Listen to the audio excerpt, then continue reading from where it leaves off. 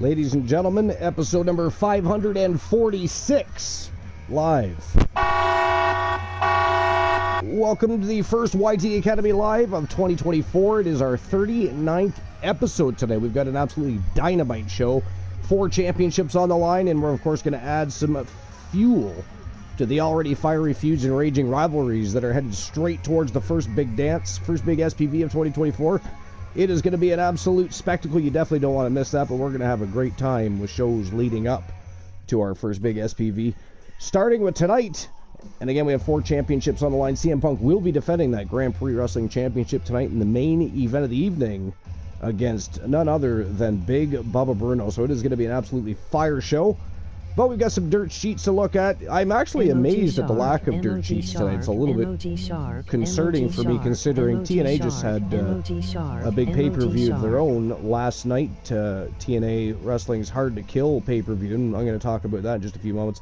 I do have a list for the evening, though, so we can always make up for any lack of excellent dirt sheets with a list. And I have the most, I believe it's the most memorable moments in WWE history. I can't remember which site the article's from, but we'll, of course, give credit to where credit is due when we get to that article. But before we get started with anything, I am going to go ahead and open up my dashboard. I don't have it open yet. I don't know why I don't open it before I start. Alright, let's see here. And there we go. Life is Great is in the house. What's going on, Life? What's new and exciting, my friend? Welcome in. Welcome to our first YTD Academy Live of 2024. And of course, Kyle Riley is in action tonight, Life. House of Fuhrer. What's going on, sir? As a matter of fact, John Fuhrhelm in action tonight as well. But welcome in, House of Fuhrer. What's going on? What's everybody doing tonight? How was everybody's weekend? Everybody have a good weekend? It's, of course, Sunday, unless, you know, you're in the UK or somewhere abroad where it's already Monday. Glenola is in the chat room. What's going on, Glenola? Of course, I was already talking to Glenola. He was in the broadcast booth, pre-broadcast. We were having a bit of a chat about certain things. Archer. Hashtag ban Archer. You can't do that here. Actually, really, we can't ban anybody here. Well, we sort of can. The mods can, you know, remove people from the chat room if necessary, etc. But anyways, what's everybody doing? Life says, I'm already in bed. It is getting late. It is getting late. But yeah, so we got a great show tonight. 9 matches on the docket. 4 of them are championship matches, and of course, as I had stated, I don't know who was here when I made the announcement, but main event of the evening, CM Punk will be defending his Grand Prix Wrestling Championship against Big Bubba Bruno from Team Soul Embers. Of course, Team Soul Embers redeemed a championship matchup against CM Punk, or as, of course, as Glenola would call him, BM Punk. BM Punk, if you ask Glenola. Life says, I'm glad I don't have to go anywhere. What's the weather like where you are, Life? I don't think, I haven't looked outside recently, to be fair, but I don't think it is snowing or anything at the moment, but we did get a lot of snow in the past couple of days, because we haven't had hardly any snow here at all. It hasn't even been that cold here. I've done a jack for a moment, LOL. Most of the snow we got kind of just melted off into the wet and soft ground, or else we'd probably have accumulated, or seemingly anyways, more than what we got. By the time it was said and done, I think we got maybe 6 to 8 inches. I don't know, something like that. It was enough that we said, screw it. We did not want to shovel our driveway. So it is good to have friends with ATVs and trucks that don't mind coming and plowing our asses out. Luke the Gooner's in the house. He says, be back soon. I've done a jack for a moment. You've done a jack? Oh, you tuck-tailed and run. I see what you're saying there. You're tossing shots at Sir Jack the Greatest. He would be absolutely furious, Luke, if he knew that. Taking pot shots. He's not even here to defend himself. How dare you, sir? At least not to my knowledge. He could be lurking. He could be lurking. He certainly wasn't on the broadcast booth. And of course isn't now. That's a rarity when that happens. You got like a foot of snow, and it's 0 degrees. Yeah, that's what Glenola said too. Pretty sure he said it was around 0 degrees where he is. But there's a wind chill. With the a 24-degree wind chill, yeah. Yeah, it is well above seasonal temperatures here. It is weird. It is definitely weird. But there's a lot of other places in Canada that are freezing cold, like out in Edmonton and up in the Yukon territories. It's like minus 50 there. Like, even for most of us Canadians, that is like, fuck that temperature. Like, we can handle the cold. We grew up in it. We live in it, right? Not as much as we used to. Like, I remember when I was a kid, like, we would have snow sometimes starting in end of September, beginning of October. We'd have snow for sure for Halloween. And we'd have snow all the way through till May. Sometimes it wouldn't still be snowing, but you'd sometimes still have snow on the ground a little bit in the beginning of June. Now, we have warm weather, usually right up to November. This year it was December. Like, well above seasonal temperatures warm. Well above seasonal temperatures warm. And then we get cold weather usually from about the middle of December through February and a part of March maybe. We don't get near as much what we would consider winter weather as we used to, that's for sure. So, Glenola says, we had about a foot this week, so you had about a foot of snow too? Yeah. Like I said, a lot of ours melted away. So what we ended up left with on the ground was about 68 inches, but overall, what fell was probably at least a foot. Maybe a little over even. Yeah, it's really weird for most of us Canadians. At least Canadians from my era, my generation, whatever. You know, anybody in the last 10 years is probably fairly used to less wintry weather than what we dealt with. And of course, I had less wintry weather than even my predecessors did, so there's that too, right? Things are slowly changing. Things are changing. But anyways, did anybody else watch TNA Hard to Kill? I know Luke the Gooner watched it. I know I watched it. I watched it today on my phone, actually. Christian Cool gave me a link to a site I can go watch. Either while it's live, when it allows you to actually connect, or when it's over, you can watch the show in its entirety. So it's quite nice. But did anybody watch TNA Hard to Kill? I did. I actually enjoyed it. I'm not even going to lie, I enjoyed it. And I do like their new championships. The one that messes with me is the Digital Media Championship. Like, a Digital Media Championship? That to me is a little weird, you know? That to me is right up there with the 24/7 championship. I hated that thing. I hated that thing. You know, I know they're trying to replicate some excitement and get more people on television, but I mean, the Hardcore Championship, of course, was 24/7 for a while back in the day. But it was just silly. It was just comic relief with a title. It just was. I hated every moment of it. Hated every moment. And look at some of the people that ended up winning it too, by the way. And in the end, women were winning it as well. It's like, okay, what is going on here? But anyways, lots of new nice championships coming out though. TNA's, I really do like TNA's championships. They did a really good job. I hope WWE. They keep saying they're going to be coming out with, like, we've read articles time and time again about WWE possibly even already have some created, but they haven't decided to pull the trigger on utilizing them or what have you. Matter of fact, I remember maybe a couple of months ago now when somebody caught a clip from backstage and it showed one of the utility trucks open and they saw brand new tag team championships hanging there. And apparently they were going to debut those, but then, you know, whether it's coincidental or not, after that incident, which was quickly removed from social media, by the way. But that never came to fruition, right? So, but we definitely need WWE's title. I like the US title. I like the Intercontinental title, right? I like the World Championship that Seth Rollins and Rhea Ripley has. And I like the NXT championships. But the rest of the championships need changed. You know, the Women's Tag Team Championships are they could be much nicer.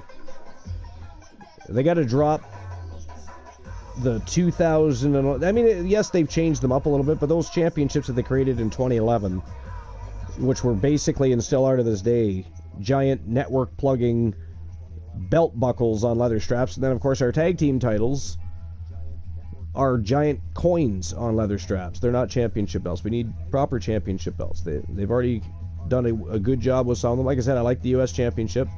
It's funny, some people don't. I think it's one of the nicer U.S. championships I've seen in a long time. To be honest, it kind of gives me a feel of a little bit of the old WCW, a little bit of the even the WWE and the old NWA all combined together into one U.S. championship. I don't know. There's something about it I like.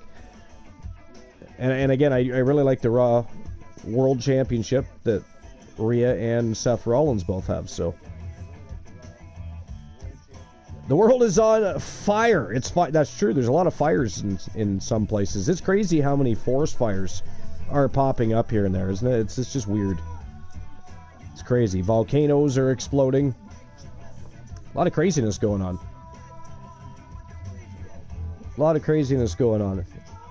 And every time I turn around, I read about somebody else that's having seismic activity, earthquakes,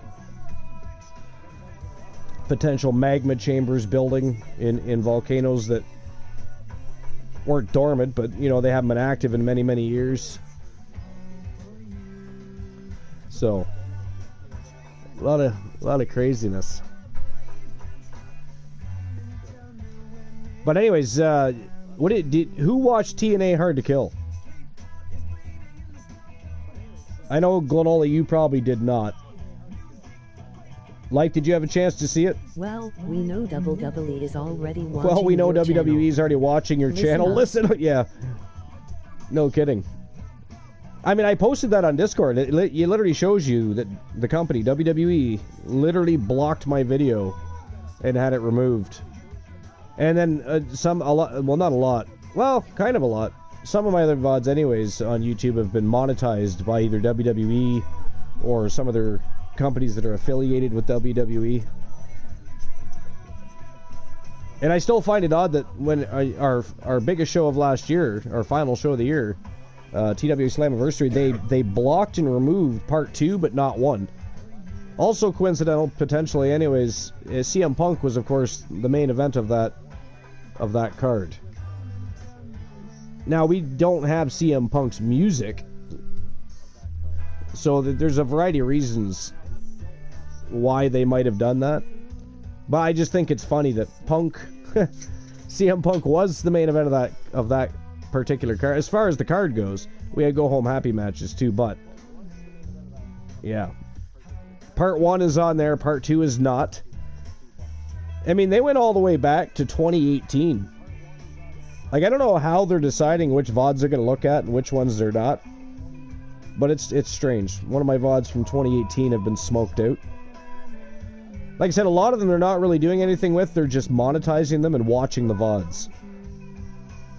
But others, they're blocking its viewership in certain countries.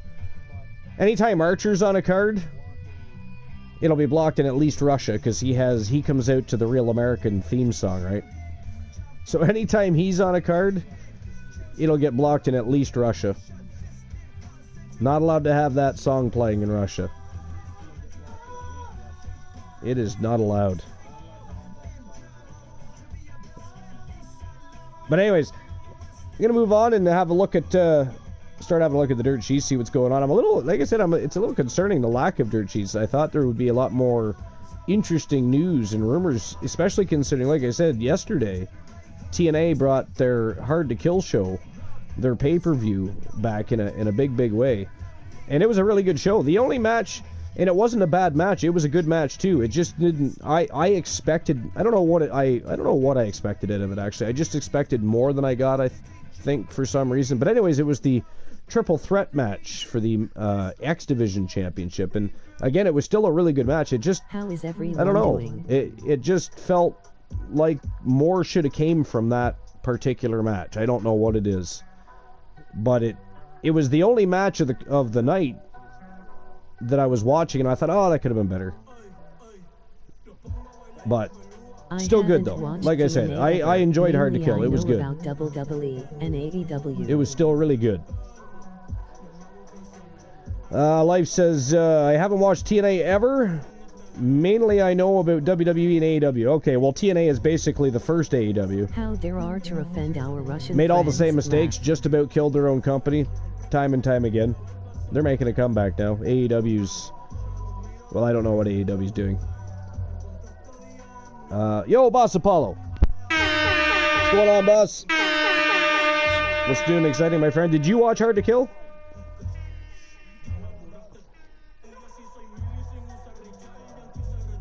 Did you happen to watch Hard to Kill?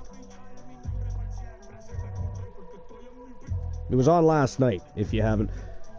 And if you haven't, would like to, let me know, because if you don't have a way to watch it, like I said earlier, Christian Cool actually gave me a link to a site where I can watch the wrestling shows, UFC everything, actually. Oh, it's Leo. Well, I see Boss and assume Boss Apollo. Yeah.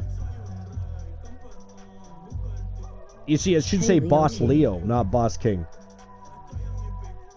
Boss Leo would be much more suitable for you. But anyways, let's give you that introduction back. It is not Boss Apollo. It is Leo the King. What's going on, Leo? But Leo, did you watch Hard to Kill? Do you watch TNA at all? Over the last week or so, again, they've been unveiling some really nice championship belts for their company. I'm really glad they went back to TNA and dropped just the Impact. I mean, I didn't, and let's be honest, man, Impact was just everything from their color scheme to their championship belts. It was also blah. It really was. They weren't terrible looking titles, but they just, I don't know. Well, actually, some of them were terrible looking titles. Some of them were. How dare Archer offend our Russian friends? I know, right? How dare he? He loves that theme song. What can I say? Woo's up life, how are you doing? But yeah, no, if you haven't watched TNA Life, I do recommend it. And quite often you see people, especially in the last couple of years, and probably moving forward from what I understand from certain articles I've read here and there, you're probably going to see a lot of, whether it's, evident or not, you're going to see a lot more partnership, so to speak, between WWE and TNA. And they've already been kind of poaching people from TNA the last few years anyways. People will go over there and, no pun intended, have an impact over at TNA, and then they end up either back in WWE or just in WWE in general. Leo the King, you missed the show? You'll have to find a way to watch it. Like I said, if you need a way to watch, let me know, because I can always DM you on Discord with the link information that Christian Cool gave me, and you can watch it on that site. But it was definitely a good show. Definitely a good show. I mean, I wasn't surprised with their main event. I kind of pretty much knew how that was going to go down. They're starting a new era, new championships. They're trying to hype things up, and so I think they made the right decision. But it wasn't surprising. It's what I would have done. I literally would have done exactly what they did with that main event. I mean, I would have had a better match planned out for them. But it was still a really good match. And Moose, first of all, I hate the name. Always did. Like, you can't come up with a better name than Moose. the fuck is wrong with you? You need to work on yourself. But I wasn't always the biggest fan of his. In the beginning, I found him kind of just boring, but he really improved his body of work and is doing a good job, and he's done well for himself in TNA. I would actually like to see him in WWE, mostly because they'll change his fucking name.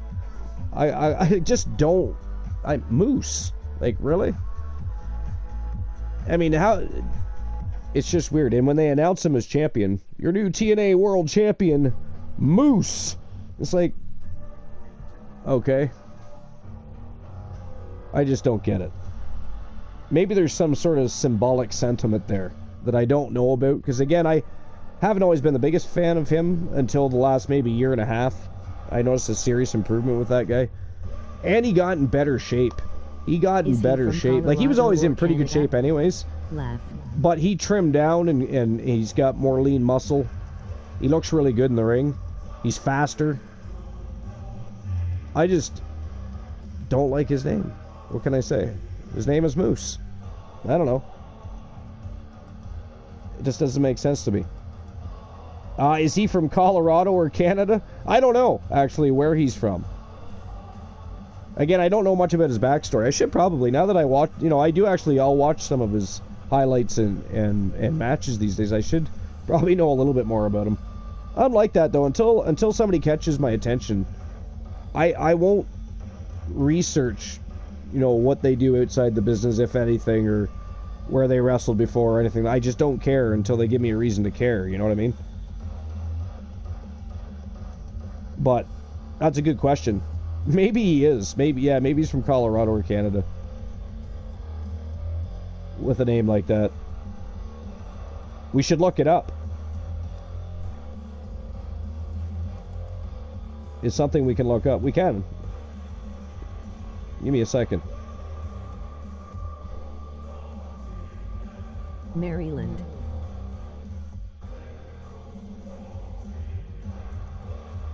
Alright, let's see. Where's TNA's Moose from? He's from Maryland. Seabrook, Maryland. No, that makes no damn sense. So... Laugh. Oh, Life, you found it before I did. Nice. That makes no damn sense. I know that, but does it make sense to call yourself Moose to begin with?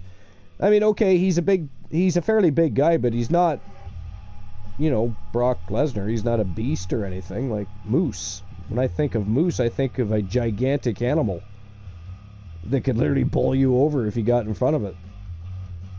It's a big, living, breathing freight train, those things.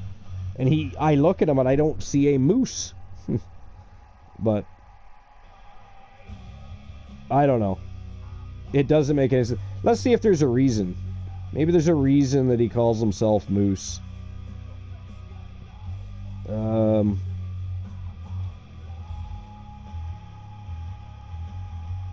I mean, at least if you lived somewhere where moose existed, Let's see here. that'd make some form of sense. LOL.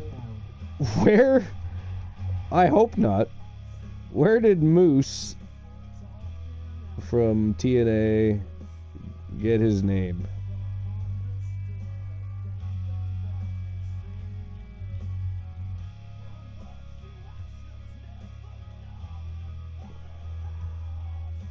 Let's see if it says anything.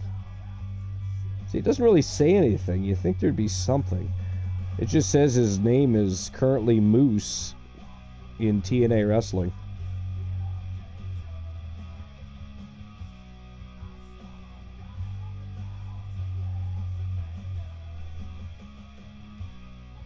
He played football. Again, I don't see any correlation, though. Played for Syracuse. He played for the New England Patriots. He played for the Rams. Played for the Colts. I don't see anything about a fucking moose. He's not a hunter. I don't know. Oh, he played for the Falcons, too. So, again, not a moose. Not a moose. We've got horses. We've got sheep. We've got birds. You know, even if you combine those DNAs, we do not get a fucking moose. I don't know. That's fucking weird. The difference between now that is weird behavior, right? That is weird behavior. To call yourself Moose for no reason. There's literally no reason on the planet for that name that I can find. I mean, at least if you live somewhere, moose exist, right? You know, at least it might, yeah, make some form of sense. Even that I don't think makes much sense, but oh, that's the joke. Weird behavior. I just about read the joke. Emoji weird behavior, yeah. What is? Emoji rolling it on is. The floor laughing. Emoji rolling Join a on pro the wrestling floor promotion laughing. and just decide for the hell of it to call yourself Moose. You know, if he was called Ram Man, I would get that, you know what I mean? There'd be some sort of link to his past, right? Some sort of correlation. But that is a fucking conundrum if I've ever heard one. That is a fucking conundrum. But, yo, Joe Link, I didn't even see you sneak in. I'm sorry, it was Life is Great's fault, Joe. She had me. You know, we're trying to figure out why, Joe. We're trying to figure out why Moose is called Moose. And I'm going to be honest, Mr. Joe Link, we cannot find a single solitary reason from past wrestling performances in other promotions to places he played football, nothing correlating to a moose. So we have decided it is just simply weird behavior. And it is a conundrum. It is, but most importantly, it is weird. It is my weird fault. Behavior. Go ahead and blame me for that one. I did blame you. Sense. Well, I'm not blaming you because his name is Moose. I'm blaming you because because I was talking to you and didn't realize that, you know, one of our co-hosts with the most was in the chat room, although he hasn't been on the broadcast in quite a long time. He's been hiding like Sir Jack the Greatest. Wonder what Sir Jack is up to. What is this, Sunday? I don't know if he's off or he'd be working at the all-women's store. Which, by the way, is not really an all-women's store. But I swear, anytime I'm on the party chat with him, and he's working, it's just all female customers coming to the cash register. There's a lot of women there that like to drink. Because he works at like I believe it's a liquor store.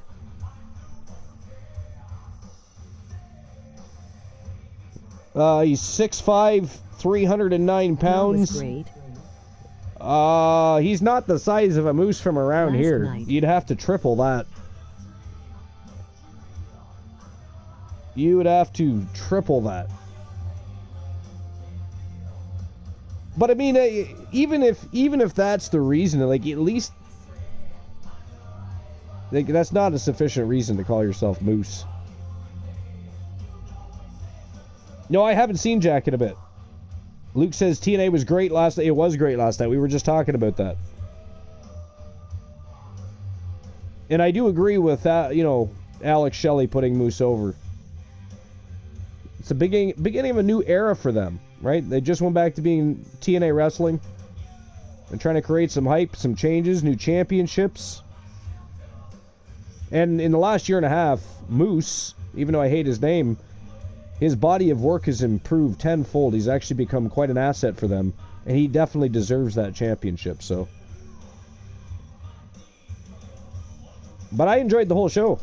Like I said, the only one that didn't live up to my expectations, and it was still a good match, was the triple threat for the X Division title. That one, I don't know. I can't explain it. I just expected more of that match for some reason, and I didn't get it. I did not get it. All right, so let's move on and check out an article on the Dirt Sheets, and then we're going to get started with our first match of the evening. May as well start with Rumor Roundup, I guess. Better gimmick. Laughing.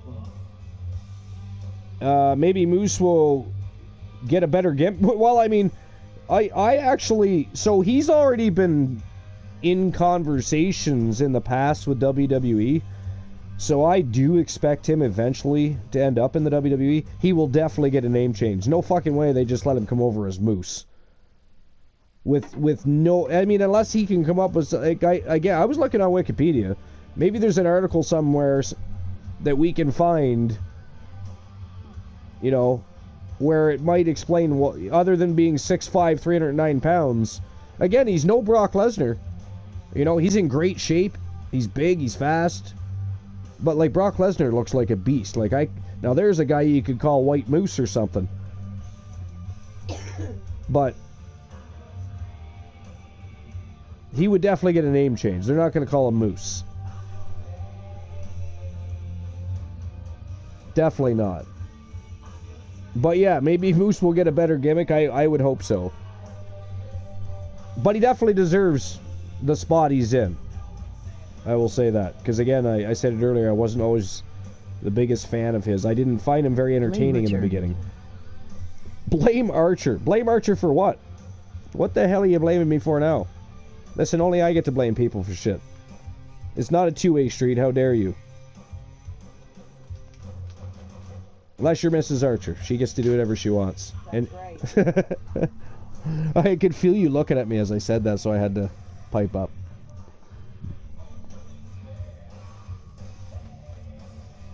But anyways, Life you know what? I think blame them, so I said to blame Archer. Life said to blame them, so I said to blame Archer. That's a curious sentence there, Glenola. Hi, MRS Archer. Oh, Life says hi, Mrs. Archer. Hello. She says hello. She's over there smiling because she put me off so that I could start this show for you guys tonight. And your son won't stop bothering me. And the what? Your son won't stop bothering me. Which one? Riley. About what?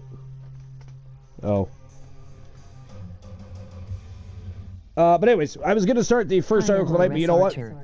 We've already been having some discussions, and I think it's time to get the first match of the evening, the Tone Center of the night, underway, and then we will get into the roundup. I figure we'll start with the rumor roundup as the first article and see where we go from there. Again, I'm a little surprised there's not more news and rumors about TNA, considering they just had a big show.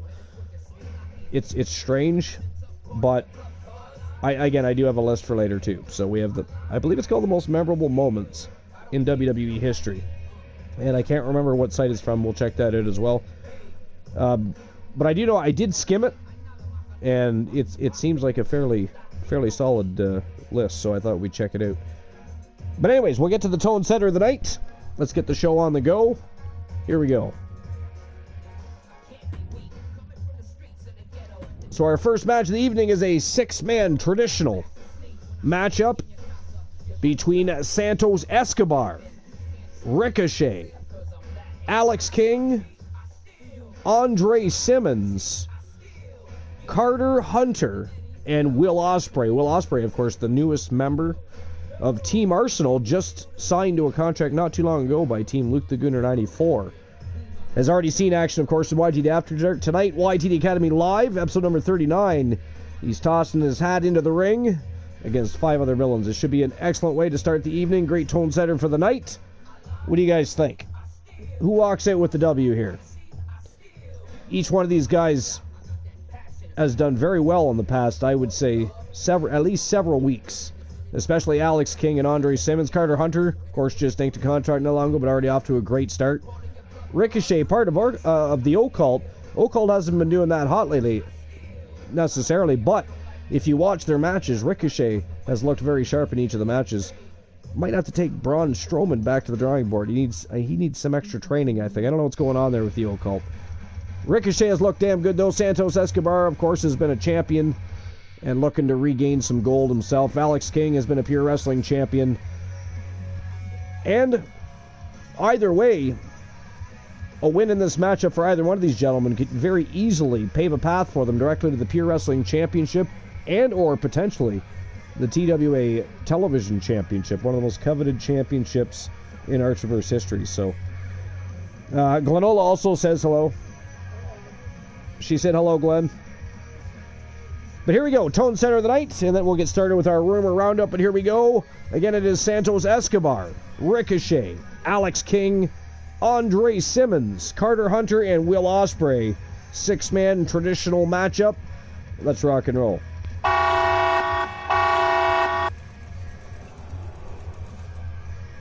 All right, here we go. Let's start with our rumor roundup.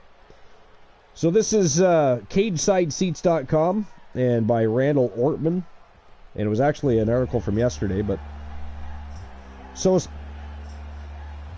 speculating on the rumors surrounding pro wrestling is a favorite pastime of many fans, perhaps second only to actually watching the matches. And of course, in this column, we're going to have a look at the latest rumors being churned out by the pro wrestling rumor mill as a whole. So here we go, the rumors for the day. The Wrestling Observer newsletter says the idea of The Rock winning the Royal Rumble as a surprise entrant was discussed for past years, where there was an idea of him headlining Mania. The Rock's recent return to WWE means that scenario shouldn't be ruled out for this year's Royal Rumble event, but it's completely up to Dwayne Johnson. See, I don't think he should be winning the Royal Rumble. And does he really need to? He's The Rock. He can challenge who he wants. There's not a necessity for that. And that's simply taking the spotlight from an up-and-coming superstar that can use that spot.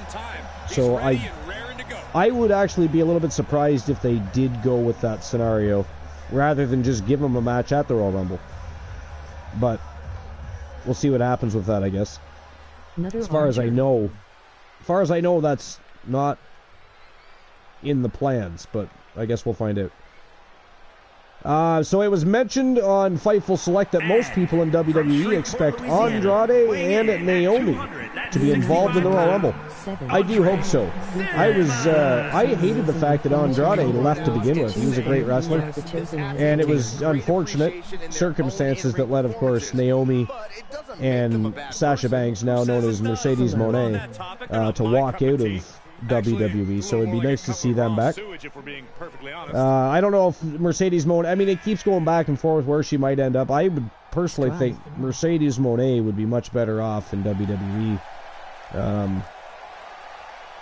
But anyways, they might be involved in the Royal Rumble, so I'd like to see that. Wrestling Observer's Live, Brian Alvarez heard from a lot of people in AEW who are embarrassed by Tony Khan's tweets this week about Jinder Mahal and Hook. Alvarez said, Tony thinks there's a method to his madness, which is about driving engagement to promote AEW programming, and it's going to happen more. On a related note, Alvarez claims that WWE loves when their talent trolls Tony on Twitter. F4W Online's Dave Meltzer said Sting wants to wrestle the Young Bucks in his retirement match at AEW Revolution because he loved doing the Forbidden Door 2022 match with them. Matt and Nick Jackson were originally scheduled for more time off, but Sting asked them, and they weren't about to turn that down. According to PW Insider, Bobby Lashley and the Street Profits, a.k.a. The Pride, they're now called, are now listed as baby faces on WWE's internal roster. Now that's interesting. That is interesting. Bobby Lashley and the Street Profits as baby faces.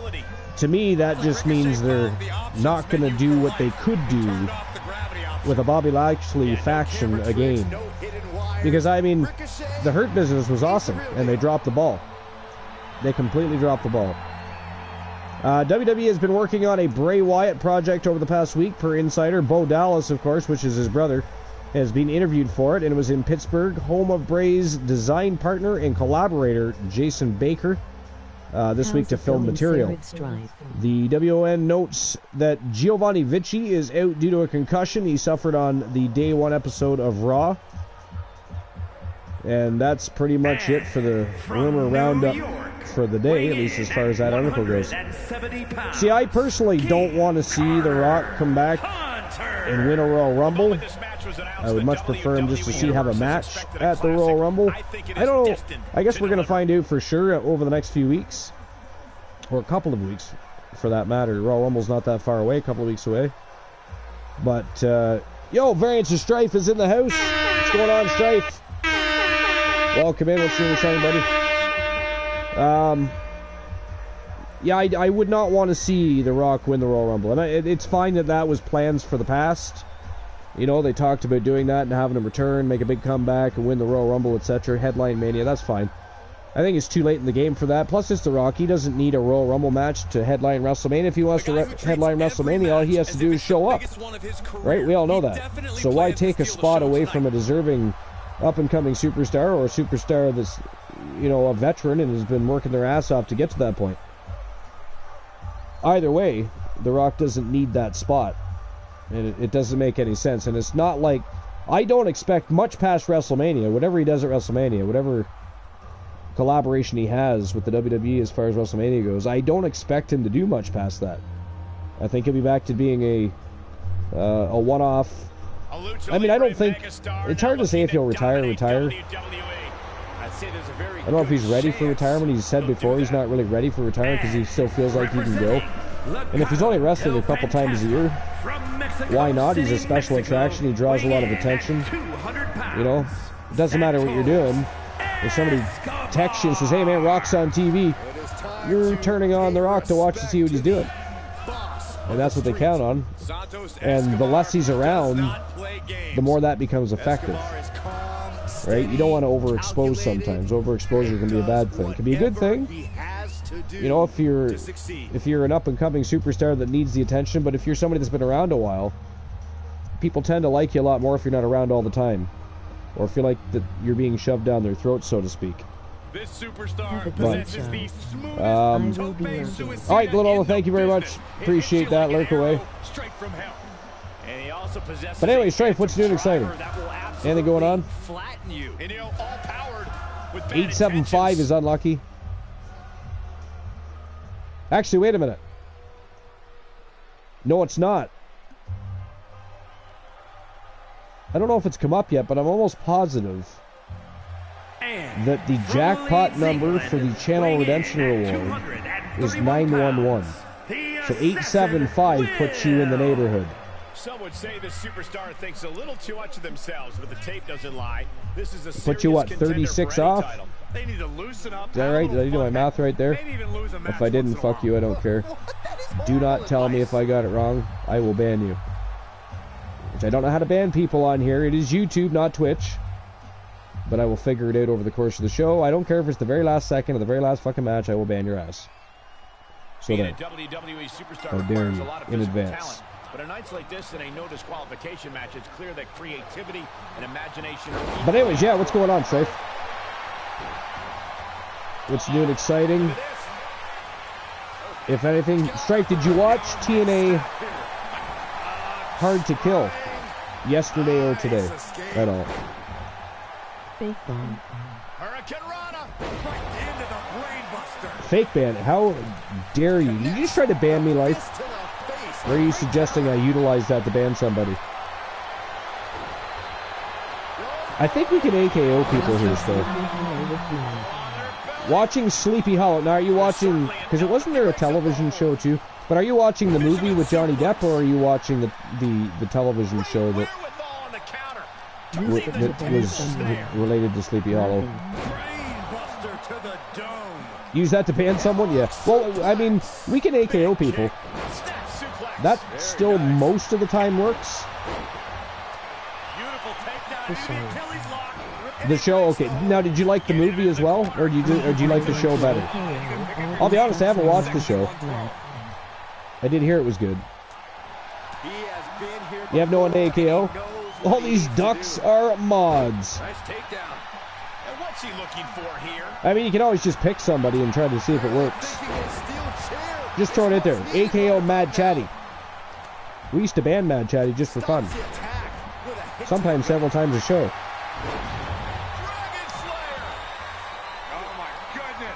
But yeah, Strife, did you watch TNA Hard to Kill? And by the way, how dare you not already answer that question, considering you already answered another question. There we go. Except for it's not Mad Chatty, it's Mad Chatty, 2 D's. And I think it's Mad Chatty 3. Just in case you want to get it accurate. But apparently there's somebody named Mad Chatty, and you just AKO'd them. How rude. I can assure you they've never actually been into our show, but if they did, they just walked into your violence. Right into your violence life. This is all the wrestling we watch. This is all the wrestling we watch. Guillermo's the same way for the most part. He checks in highlights and rumors, obviously, but he doesn't really watch wrestling anymore. Just TWA. And, of course, if Boss or Joe Lincoln are running the show. I mean, he will lead you to believe he just watches TWA. He's lying to us. He is lying to us. It is not true. Or he's lying to Joe Link, or he's lying to Boss Apollo. But here's the problem. We've seen him in both of their streams, their shows, in their channels, their chats. So therefore, he is lying to us.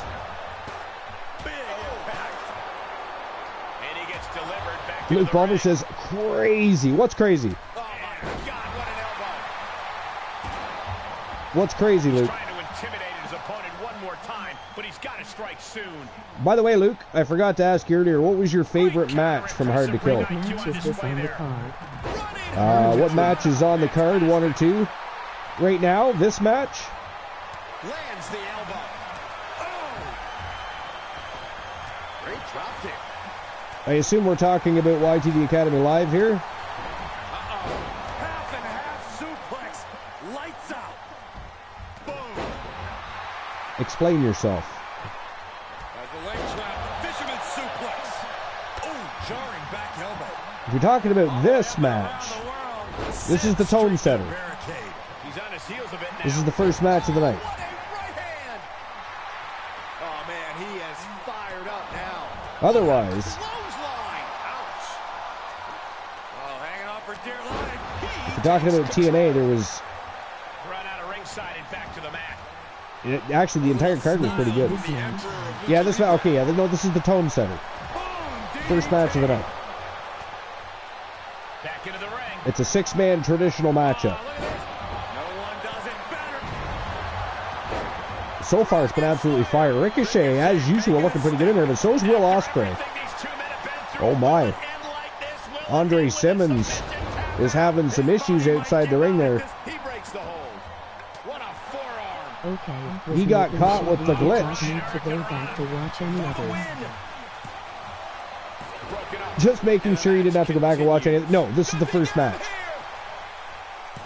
No, he gets the shoulder up. Getting that Another shoulder 2 up count. now is huge. Carter Hunter looking to pick up a big W there. One fall wins it all in this matchup. For those that are just tuning in, again, it is a 6-man traditional match. So 1 pinfall or submission, and it is all she wrote. Back into the ring. Damn, frog splash from the top. Turnbuckle all the way down to the floor, and that just made Andre Simmons flop around like a little fish out of water. It was a lot like when, anybody remember when an Archer AKO'd Ricky the Dragon Steamboat? And turned him into turned the dragon into a fish. Dragon Slayer. Out of the ring. What's his plan here? Forces his Carter Hunter with a submission attempt. Oh, he did it. He did it. He tapped out Santos Escobar. Ladies and gentlemen, the winner of the tone setter of the night. It is Carter Hunter picking up the big W. And I got to tell you, he's looking good since his debut at YTD After Dark. This is a good pathway for him to get to the Pure Wrestling Championship and or the TWA Television Championship. Big win for Carter Hunter. Congratulations. And of course, Team Dragon. This one is a serious accomplishment. This victory Wow. is exactly the kind of statement I knew he wanted to make here. I actually expected either Ricochet or Will Ospreay to win that match. I'm not going to lie. WWE Universe. But Carter Hunter pulls out all the stops. That is a huge win for Carter Hunter. All right, here we go. Second match of the evening. Triple threat tornado tag team action. It is Team Arsenal. The Gooner, Luke Ballmer, and Kenny Omega teaming up against The New Day, Big E and Kofi Kingston. And, of course, everybody knows who they are. They are Demolition and are now working side by side with the Coalition. Now, this is not the first time Demolition was part of the Coalition. This happened back during the Archiverse 1.0, or maybe it was 2.0. I'd have to actually talk to Glenola about that. Glenn, if you're still lurking, the last time Demolition teamed up with the Coalition, was that 1.0 or 2.0? Do you remember? I can't quite recall. It was one of those. It was either late 1.0 or early 2.0, I think.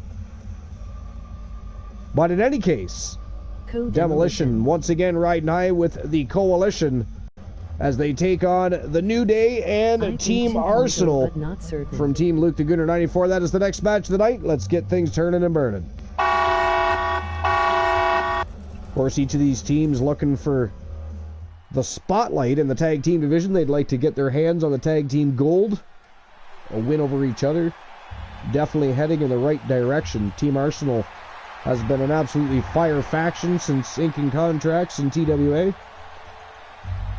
It's been a hot minute since the New Day have held tag team gold. Watch out for them to be the dark horses in the tag team division here in 2024. On the way to the ring. Of course, also being managed by Team Honeybee Gaming. 97 pounds. Kofi Kingston and Big E. The New Day was, of course, inked to contracts by Honeybee Gaming in the end of 2023. And then we have the Coalition expanding by adding Demolition back to their roster. And of course we have another surprise Coalition, brand new Coalition member that will be coming out wrestling as part of the Coalition for the very first time tonight. EPW's in the house. What's going on? Welcome in. What's new and exciting, EPW? You're glitchy as hell. Yeah, you saw that, did you? Glenola says, I think 2.0. Yo. But not. So, yeah, I can't remember either. Stripe says Co-Demolition. Better get ready. Co-Demolition. It's actually not a bad name. They will still be called Demolition. Just they're part of the Coalition now. And at a combined weight of 422 But anyways, pounds, and Dr. Elm in the house. What's going on? Welcome in. Well, what's new and exciting, EPW? What's going on? Anything? WWE Universe is so amped up for this one. Got anything interesting to share with us? Did you win the lottery? Did you buy a new truck? Did you go out and make a snowman in your underwear?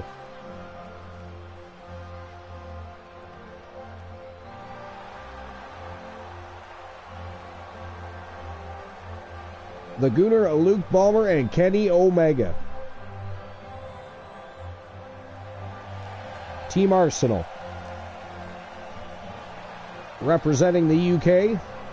Of course, like I said, they just recently added Will Ospreay to their faction. He was unsuccessful in the first match of the night, unfortunately. I mean, he was not defeated, but he did not win the match. And here they come. Here they come. The winningest tag team in TWA history. Well, They've won the most They've won the most world championships.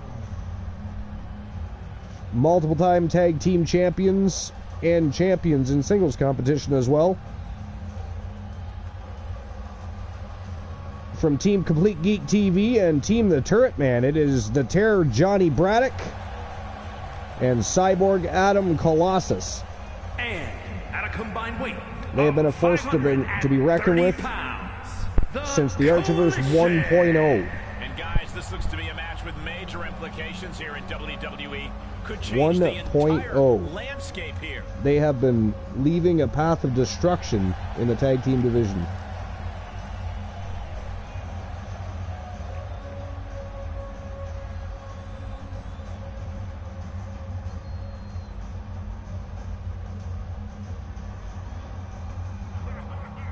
I can't remember exactly how many times they've been world champions. I'd have to look at the history books on Discord. Superstar. But they have won many tag team titles. Johnny Braddock has been a world champion. Den.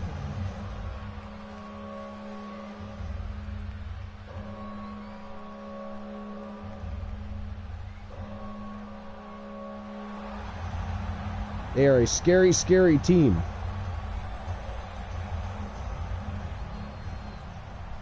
All right, here we go. Tag team tornado match underway. Yo, Froggy Multiple Mothlegs. teams facing off, but What's going on, buddy? Welcome in. What you up to, Froggy? And did you see TNA Hard to Kill? I'm kind of just asking everybody. Froggy is the Undertaker today. But he makes the save. It doesn't get any closer than that without the bell ringing.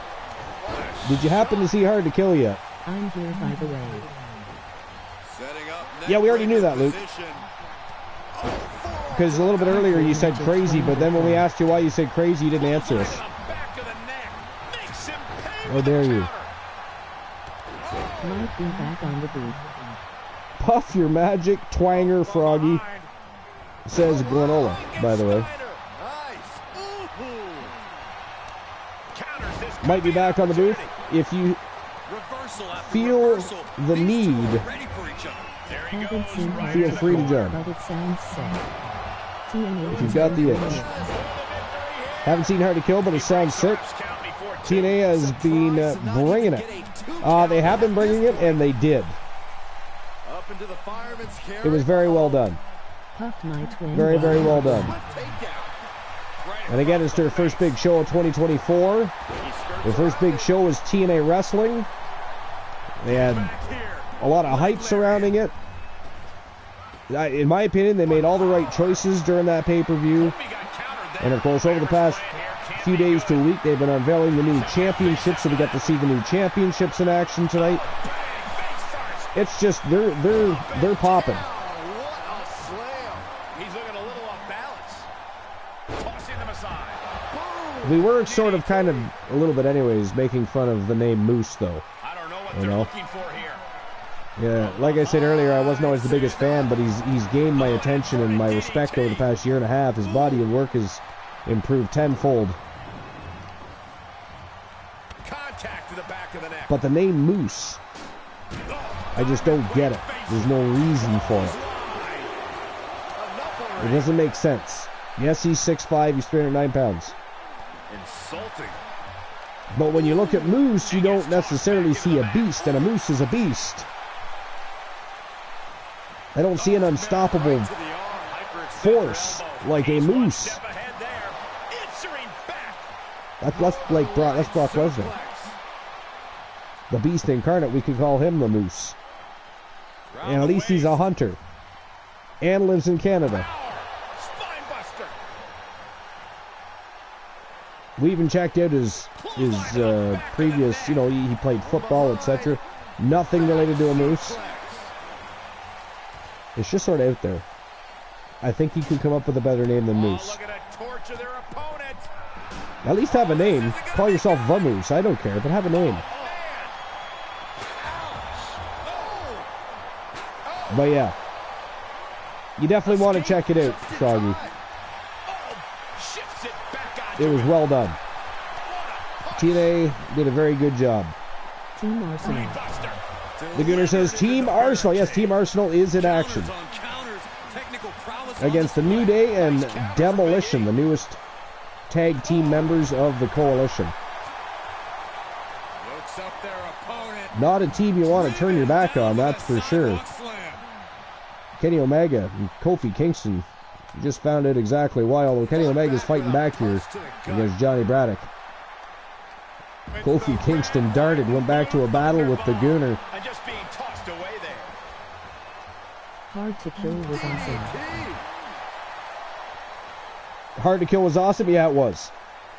It was very well done. Love my wrestlers. Devil and Coalition finally. You love TNA Wrestling? Yeah. Devil and Coalition finally merged. Well, actually, it's not the first time. It's not the first time. They have a history. It was either late TWA 1.0 or early 2.0, where they had worked together at one point before separating and going different directions. And we have another member of the Coalition not making a debut, but will wrestle for the first time tonight as a member of the Coalition. Trice says back, it was pill time. You gotta think he's just one final blow away from not kicking. What kind of pills are you taking? Great counter. I mean, I'm assuming for health purposes. Finds the room to land a back elbow. And they just busted out an impactful What's the necessity for them? This stupid butt felt emotional seeing TNA back, but always my alternative to WWE when WCW went away. Well, I mean, I think TNA was everybody's, besides ROH.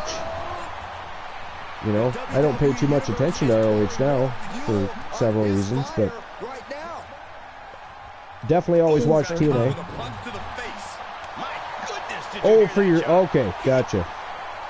For Jima, gotcha. You don't take medication? I don't take a lot of medication. I take like Tylenol here and there, stuff like that, but nothing. I'm not a fan of medications. Even when I had knee surgery, there were certain meds I stopped and refused to take. And I most definitely didn't like the way I felt on them.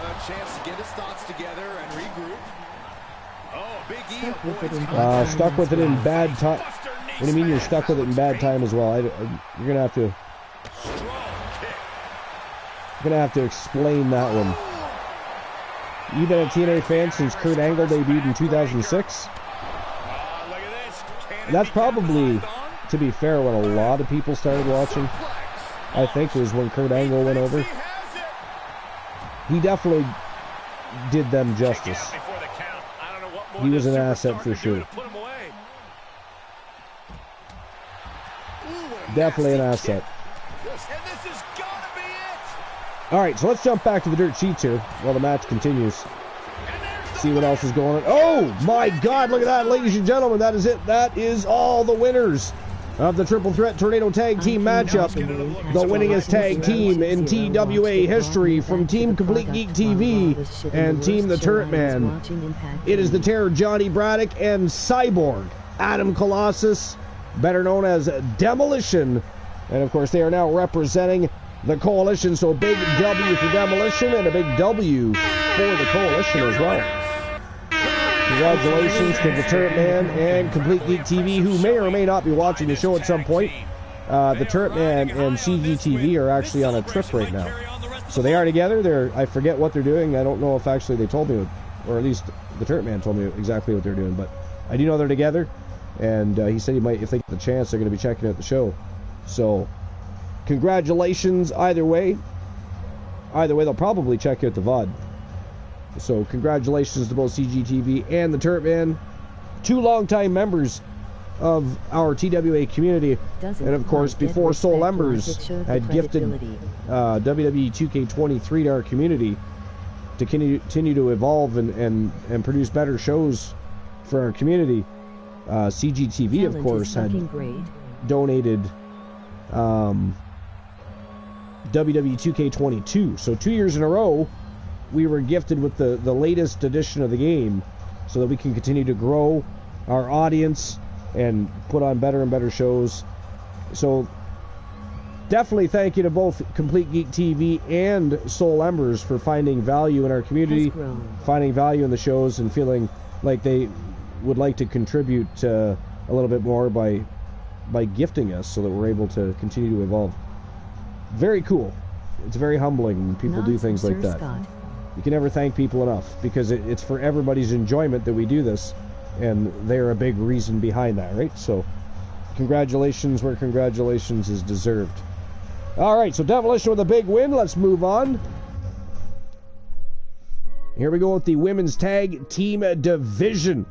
Jade Cargill and Melissa Archer teaming up tonight, better known as PMS, and they're of course taking on Carmella and Becky Lynch, and they've been causing all kinds of havoc in the tag team division lately, sticking their nose in people's business.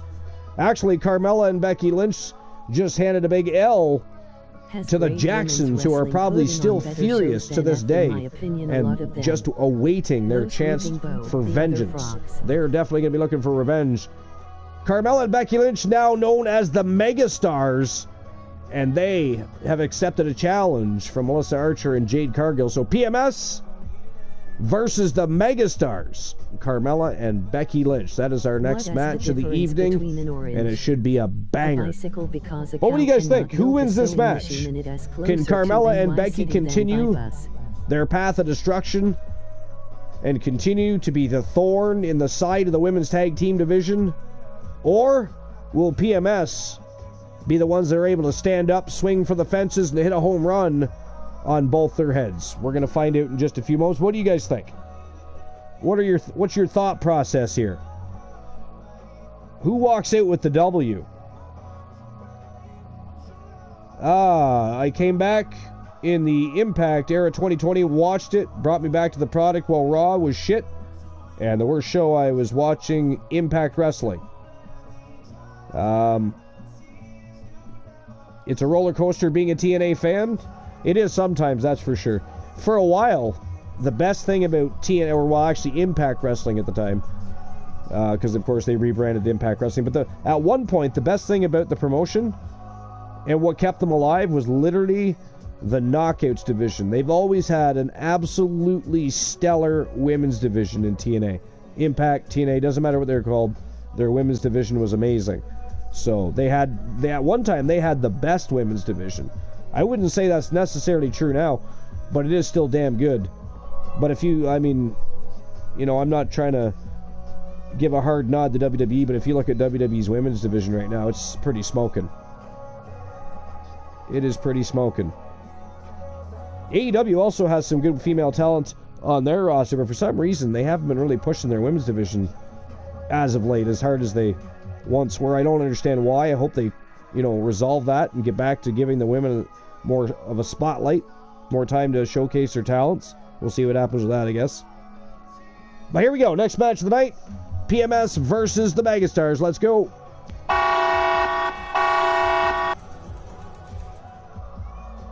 All right, so I'll get back to the dirt sheets here. They are ready for a fight. So here's an article from CagesideSeats.com again. This time by Kyle Decker. This is from today. And this is a rumor look back from July 7th to the 13th of 2023. And I don't know really why. Oh, I see what they're doing here. They're just covering...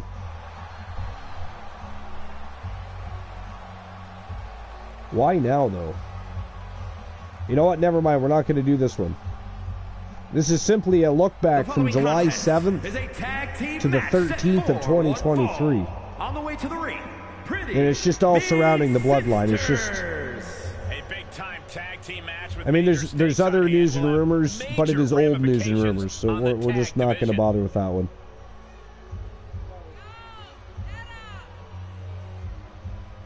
All right, so here's something from RingsideNews.com. Subberjeet Mukherjee published this one. It says Jinder Mahal wasn't originally supposed to compete at WWE Superstar Spectacle. So WWE has held live events in India in the past and did so again on September 8th in Hyderabad. What's it called? Hyderabad? Whatever the fuck it is in India. I don't give a shit what it's called. That's what we're calling it. Jinder Mahal competed at the event, which many felt was a given. However, it appears that he wasn't even supposed to be competing at the event last year. The WWE Superstar Spectacle was held at the GMC Balayogi Indoor Stadium, and all I can say is it looks like it's pronounced Hyderabad, but I don't know. Hyderabad is what we're calling it. And it was truly a huge event for the Indian fans as they traveled from every corner of the country to make it for the event. WWE India conducted a live Instagram session with Jinder Mahal to discuss recent events in his career, and they revisited the Superstar Spectacle event in India in 2023, where Mahal shared that originally he wasn't slated to wrestle, but requested a match. So the bout began as a Kevin Owens and Sami Zayn against Indus, which is Veer and Sangha, with Mahal at ringside, and later turned into a six-man tag, adding Drew McIntyre into the mix. Mahal expressed his delight at the return to Hyderabad for WWE Superstar Spectacle, highlighting the special nature of the event and his involvement in the ring, concluding with the Natu Natu dance. The quote is, "The return to Hyderabad for WWE Superstar Spectacle this year was spectacular. At first, I wasn't supposed to have a match, but I asked for it. I knew that this was going to be a special event, that the modern-day Maharaja has to compete in the ring, so we made it happen, and what a way to top it off by doing Natu Natu dance." Seth Rollins will be defending his WWE World Heavyweight Championship against Jinder Mahal on Raw next week, and that's an interesting one because, I mean, we're coming up to the Royal Rumble. Those matches, for me, I have a hard time watching because they don't leave much to the imagination. You pretty much can guess. I mean, even within a couple of guesstimations of things that could happen, I don't see Jinder Mahal winning the World Championship right before the Royal Rumble, you know what I mean? It just, that doesn't make any sense. I think it's just a matter of continuing to build the legacy that Seth Rollins is so far building with the World Championship on Raw. It's another opponent for him. It keeps him active like he's wanted to be, even going in to the Royal Rumble. But I don't see Jinder Mahal taking that championship from him. I don't know. That's just my thought, really. But I mean, it is a good matchup. I mean, that's see, I know a lot of people don't necessarily like Jinder Mahal. I actually do.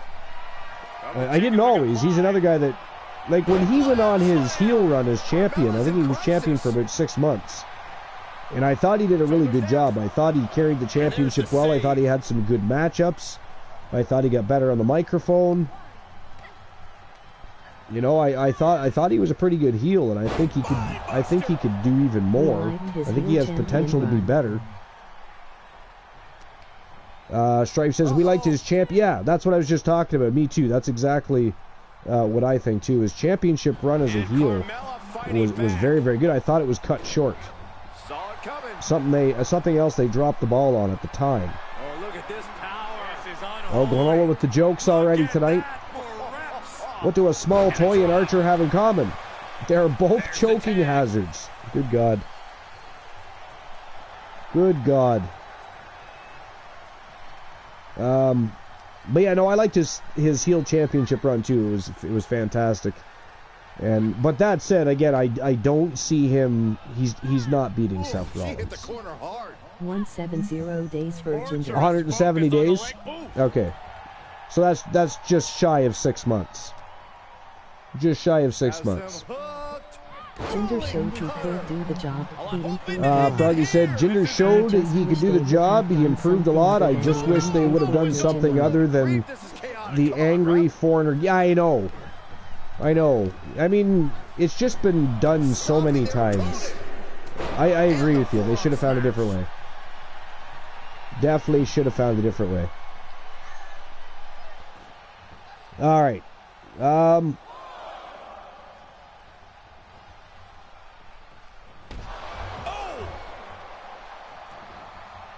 So it looks like Dana Brooks. I don't know who knows. So if somebody hasn't or doesn't already know, Dana Brooke, of course, came back to the world of pro wrestling. So this is ringsidenews.com, Felix Upton. And the article says Dana Brooks dragged by fans for ripping off Tony Storm's timeless gimmick. So TNA Wrestling's Hard to Kill event went down last night, and there are many things to talk about after the show. Some are shocked to see Dolph Ziggler in a TNA t-shirt. I'm personally not shocked at all. I actually said that was a possibility that could happen, and I think it would be good for him. I think if he went to AEW, he just simply gets lost in the mix and involved in a bunch of multi-man matches, and just basically it would amount to nothing, most like all the other WWE superstars that they paid a lot of money to show up and have done nothing with. But I mean, some of them are genuinely happy to be there for whatever reason. Maybe it's because they don't have to work as hard and they still get paid fairly well, but You know, I don't know.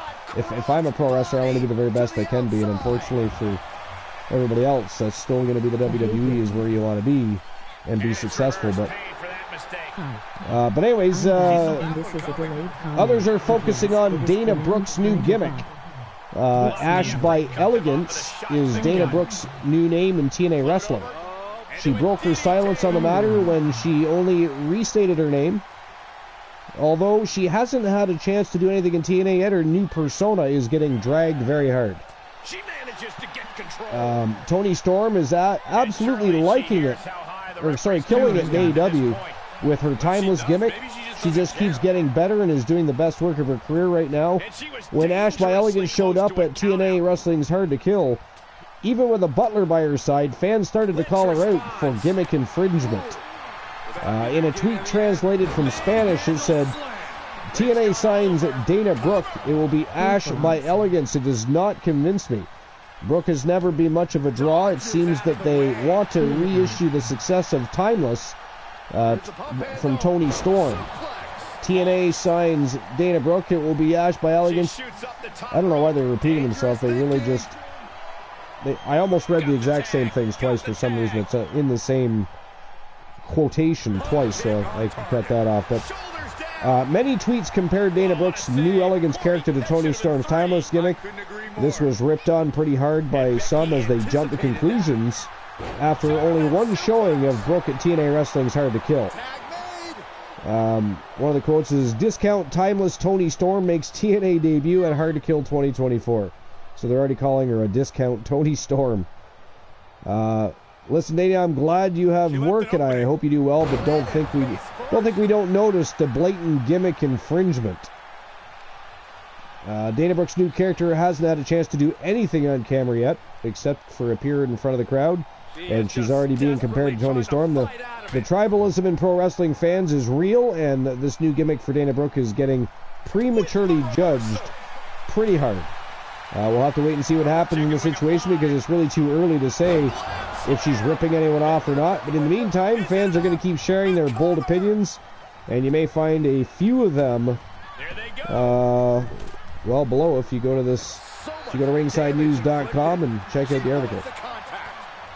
But yeah, so discount Timeless Toni Storm. That's actually pretty funny. I don't disagree that I'm in agreement with the. So he said that Dana Brooke has never really been a draw, right? And that's true, right? She's not gonna turn the needle. She's not gonna push the needle. So I don't know what. I mean, TNA. I mean, they need a good roster. And they need some changes and some element of surprise and some excitement, and they're doing all of that. And I think they just thought Dana Brooke could be a good addition for that.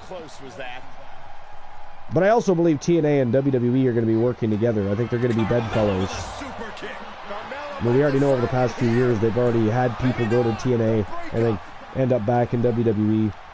They've also just flat out signed people from TNA and brought them to WWE, so there's that too.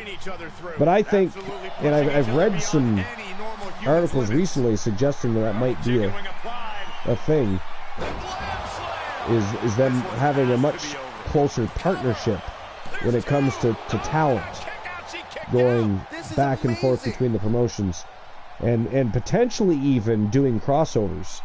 So, you know, and now that Vince McMahon isn't in control and isn't in power, that's a real possibility now, right? Triple H and many others have never been against that kind of thing.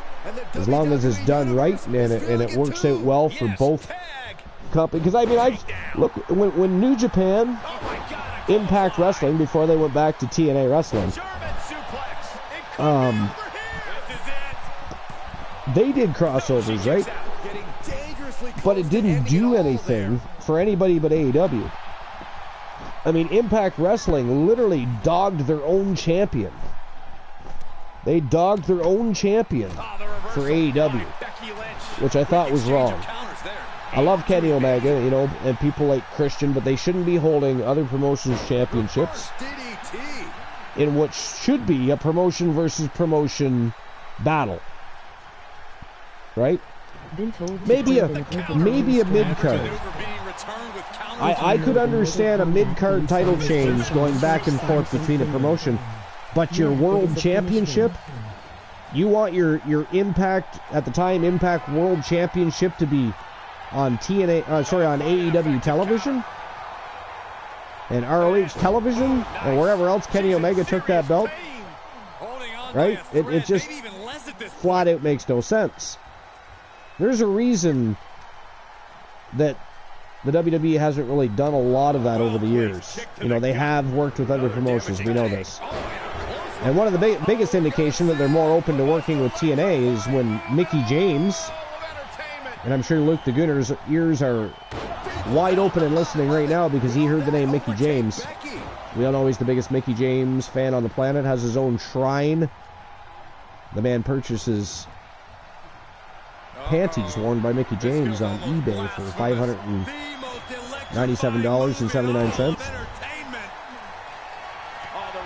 It's kind of crazy, but he has the world's largest shrine to Mickie James. We know this. But Mickie James came over and entered the Royal Rumble as the TNA Knockouts champion. And that was amazing. That was a big moment in history, especially for the women's division and for TNA. Because it's now TNA Wrestling again, but it's still part of their history, still part of their legacy. But anyways, Strike says... Hold on, I gotta go back and look, see if I missed anything. Able to tag her partner. Life says, I am back. This is delayed comment, but yes, it is pronounced Hyderabad. Okay, I was saying it right. Wow. That's gotta be it. I was for sure, I thought for sure I was butchering that name. Turns out I got it right. Good for me. That doesn't happen often. We all know I like to butcher names, and sometimes I change names. Sometimes I've literally changed people's names.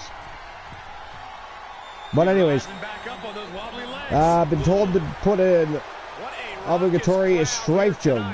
Did you know the Mortal Kombat theme song is based on a church song from Finland? Yeah, it is a Finnish hymn. Oh my God. A Finnish hymn. Good grief. Strife says, Luke, apparently that joke was for you. Oh, did Luke ask you to tell a joke? Did I miss? What did I miss? What did I miss? Diving shoulder tackle. Virgil, you have not gotten my I mean, I'm looking back in the chat. I don't see what I missed, but anyways. You have not gotten my name right yet.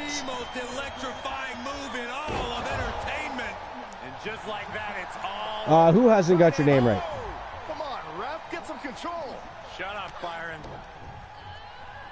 Lynch lands hard ringside. Able to reverse. Shoulders down. This could be And I'm talking to you, Virgil. How dare you? All right, anyways, let's see what else is cooking. As Rio said, she picked It is really crazy how, like, there's really not a lot of interesting news and rumors. I don't know why TNA just had a big show, and I'm telling you, there's not much information about it. It's kind of weird. I'm looking, I literally just, you know, I Googled wrestling news and rumors, and next to no information coming up about Hard to Kill, and that's weird. It is weird. Let me just look up Hard to Kill 2024 results. Just went outside to pee. It's so cold the gravel didn't move beneath my feet. All right, here we go. Still wrong. Trying to create space.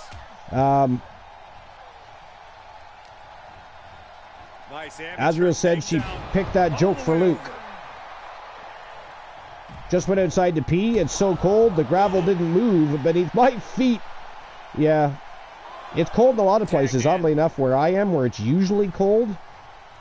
I mean, it's cold, I guess, depending on where you're from, but it's not necessarily so cold to us. Maybe first thing in the morning it's that shock because, you know, you go from being warm in your house all night, you slept under the warm blankets on your bed, etc. You go outside, it's a little fucking freezing cold, but your body quickly adapts to that. At least here. It's like Argyle. What's like Argyle? A bicycle because of how cannot move the sewing machine and it is closer to NY City than Oh, Virgile. It's not Virgil, it's Virgile. Well, why is it spelled Virgil? I mean, Virgile, that's a much cooler spelling. Going out to pee in this weather causes Gill like a fish. Virgil. Well, you put guile. Carmella, look out! Do a reversal. I mean, if you're gonna try to spell it the other way, you'd have put Gille, Virgil. But even that's wrong. It's Virgil, so you just put Virgil, Gill. So it's your own fault. People are fucking up your name. Mostly me, I'm sure. Y'all are concerned. Why are we going outside to pee? Well, I did wonder that, but I was afraid of the answer, so I didn't ask. But now that it's already out, Virgil, why were you peeing outside in the cold? Inelegant exit, but if it works, it works. Reverse DDT! End of the road. Shoulders down. Could she finally put this away? She did it! She picked up the victory! Wow, look at that. Ladies and gentlemen, that is it. That is all. The winners of the match, Becky Lynch and Carmella, now known as the Megastars, and they again are putting a big W in the win column with a big win over PMS, Melissa Archer and Jade Cargill. Wow. Are they ever putting on a show in the women's division right now? Both singles competition and tag team division. That's nuts.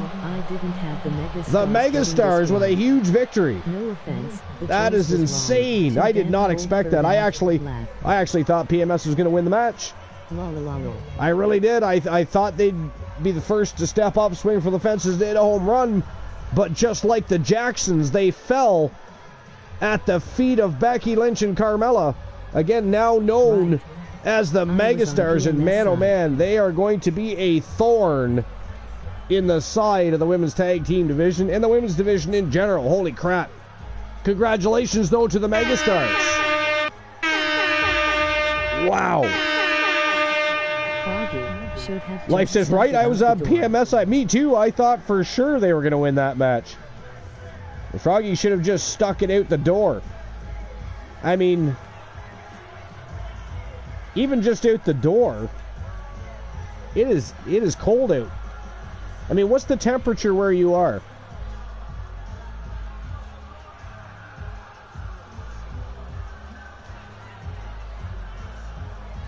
What is the temperature where you are? -2.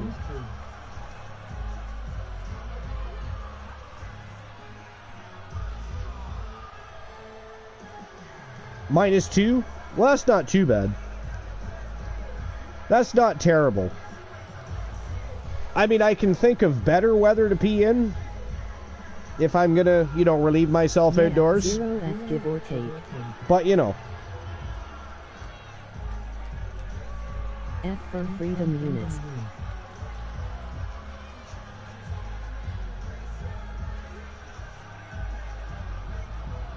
It could definitely be colder. I mean, I personally still would rather pee indoors.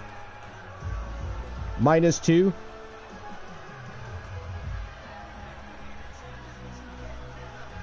-17 or so Celsius.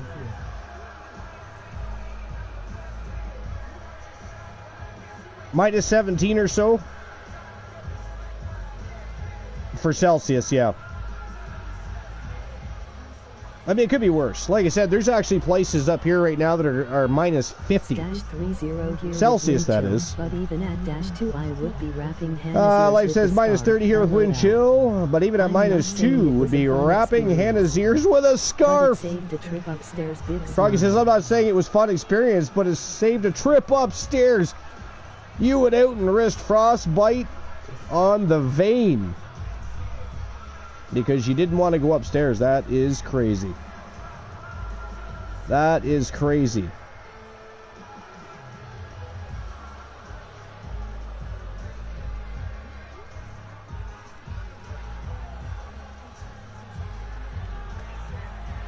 That is crazy. All right, anyways. Again, congratulations to the megastars Becky Lynch and Carmella. Huge win over PMS. Let's move on to the next match of the evening. And this one here is going to be an absolute slobber knocker. LA Knight has been looking to climb the ladder and get himself driven into the spotlight a little further over the past few weeks. Has still yet to do so. Tonight he is going to challenge the Junior Grand Prix champion. This is a non-title matchup, but John Feuerhelm has been on an absolute tear since inking a contract with TWA. And tonight, although he's not putting his championship on the line, he did quickly accept the challenge of LA Knight. And of course, if LA Knight's able to defeat the Junior Grand Prix champion, that of course etches his name a little further into discussions when it comes to what happens in the future of the Grand Prix Championship after tonight, because of course we know CM Punk is going to be defending his Grand Prix Wrestling Championship in the main event of episode 39 against Big Bubba Bruno. 15 minutes of iron for Big Bubba B and CM Punk. It is going to be a phenomenal matchup and a great way to end the night. But here we go. Next match, LA Knight versus the Junior Grand Prix champion, John Feuerhelm from House of Fuhrer. It is time to rock and roll. Let's get these two athletes out to the ring, shall we? Let's go.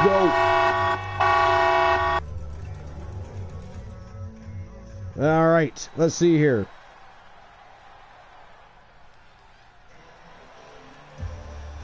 We're already at the fourth match of the night.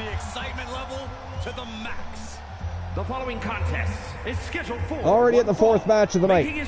Trucking right along. From Hagerstown, Maryland. Absolute fire show so far. First YTD Academy live for 2024. And nothing but epic matches so far. Nothing but epic matches so far. All right. Froggy says stairs? No. Froggy is much like, I don't know what the fuck that's supposed to say. You got the number 4. Is that the clap trap? I don't fucking know. I hate when people do that. Listen, I don't give a shit about words if they have numbers in them. I'm not in algebra class. I don't give a fuck, so I'm not even rereading that. Not even going to reread that garbage. I am not in a fucking high school classroom. Claptrap. It is claptrap. Borderlands, LOL. I don't talk with numbers and digits. Fuck that shit. You nailed it, laugh. It's a robot character from Borderlands. Fuck Borderlands. I've never played it. Actually, I can't say fuck Borderlands. I don't know what it is. Is that what it? I mean, I know what it is. I've never played it. I don't even know if it's good or not, though. I've never watched anybody play it. I've never played it. I do know it exists. I've heard people talk about it. I don't know anything about it, so I actually can't say fuck Borderlands. But this match, I cannot wait to finally do it. is it a good game? I assume it is. You guys are playing it. You guys don't tend to play bad games. You adore Borderlands? Okay. Well, there you go.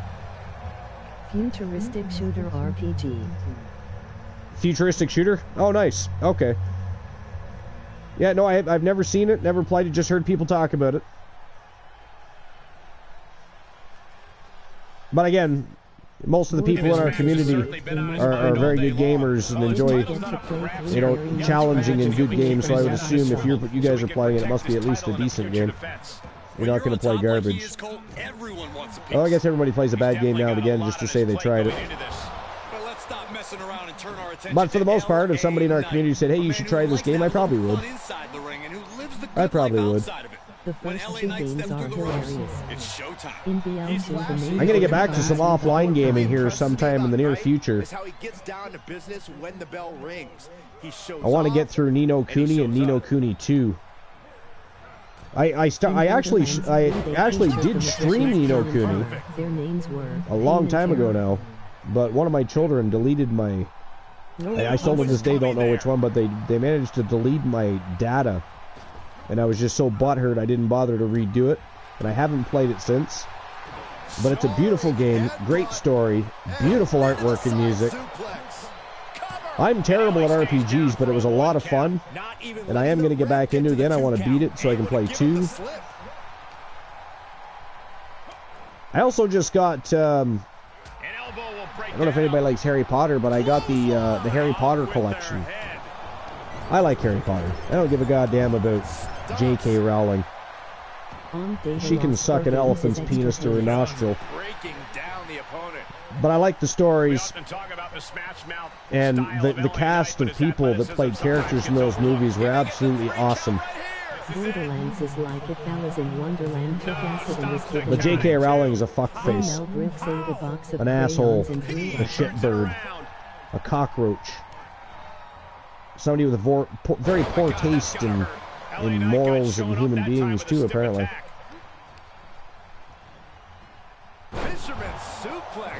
That's me in BioShock. That's you in BioShock? That fucking game is the beginning of the Rage Raid. LOL. I was into Final Fantasy. There's another game I've never played. It's funny because I could probably sit down and play it with no problems now just because I've watched people play it for so long. But I've literally never played a Final Fantasy game.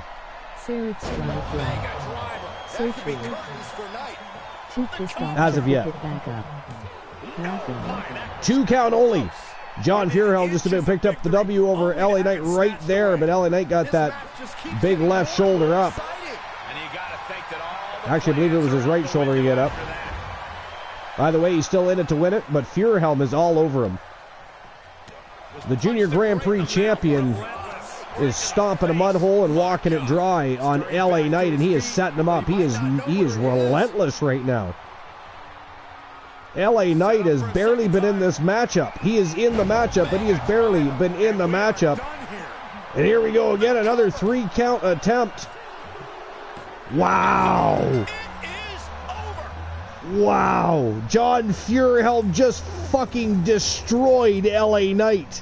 So ladies and gentlemen, the winner of the match, your Junior Grand Prix champion from Team House of Fuhrer, John Fuhrhelm, absolutely demolished L.A.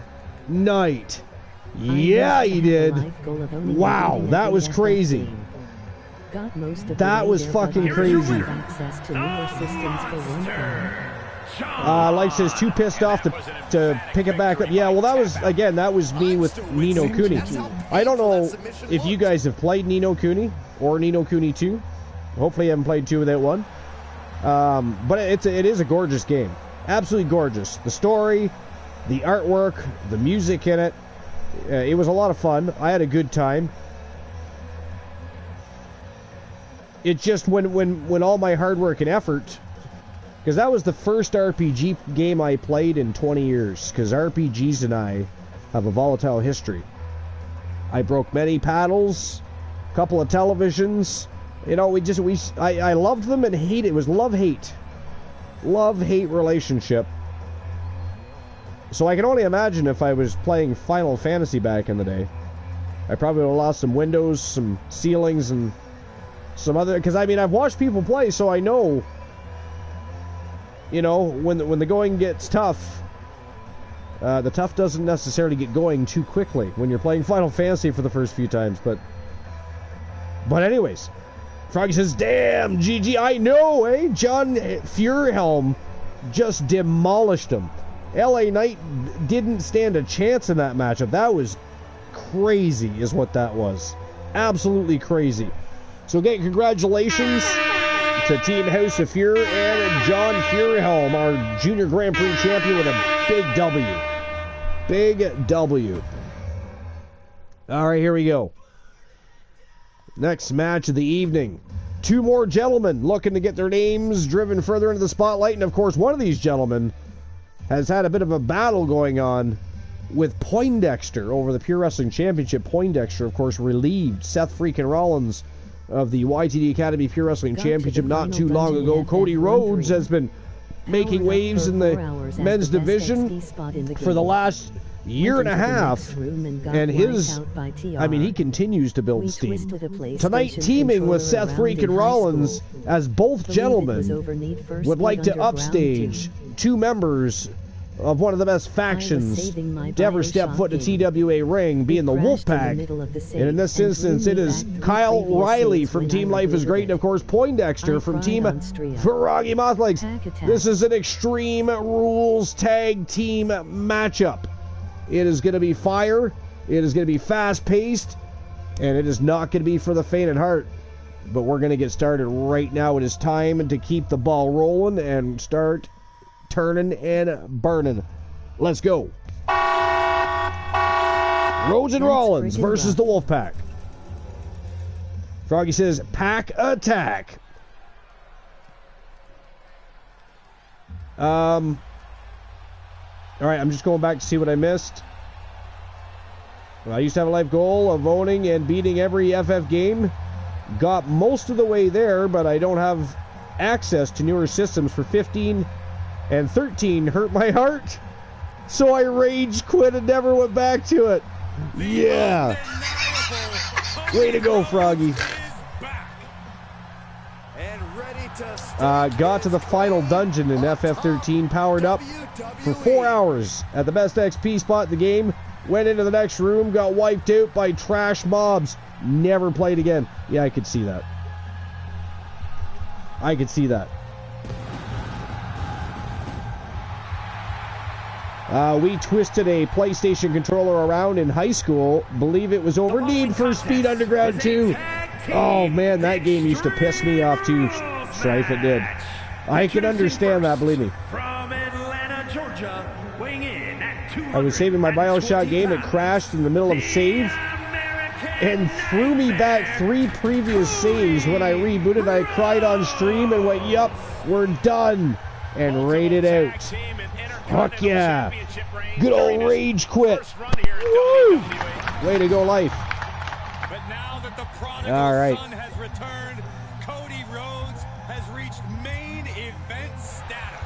All right, well, let's see what else is going on in the Dirty Sheeties. Actually, what we were going to do is we were going to have a look at the hard-to-kill results. I won't go right into details just because I don't know who has and hasn't watched the show yet. So if you don't want to know anything about TNA, now's a bad time to listen, because I am going to give results. I am not going to give details of the results, just what those matches were for the show. I'm not going to give you the winners or the losers. I'm not going to give you the details of the match. We're just going to go over the card and what the show was. So, we had a pre-show which saw 4 matchups, and of course one of them for the digital, hey diddle diddle, the cat and the fiddle. Anyways, Digital Media Championship, which by the way I think is weird. Am I the only one that thinks that the Digital Media Championship is weird? I find it weird. I don't. To me, that's just like the 24/7 championship. I don't know. I hated that thing too. I just don't understand. Digital Media Championship. Why would there ever be a need for what? Because people have apps now? You know, because networks also have apps. It is considered a social media platform. And you happen to post on Twitter, aka X, and Instagram, etc. I mean, I don't understand having a digital media. You know what the funny thing is, though? The belt, the championship belt itself, the digital media. I don't know if you guys have seen all the new TNA championships yet, but it's actually a pretty nice belt. I just don't understand a digital media championship. That fucks with me.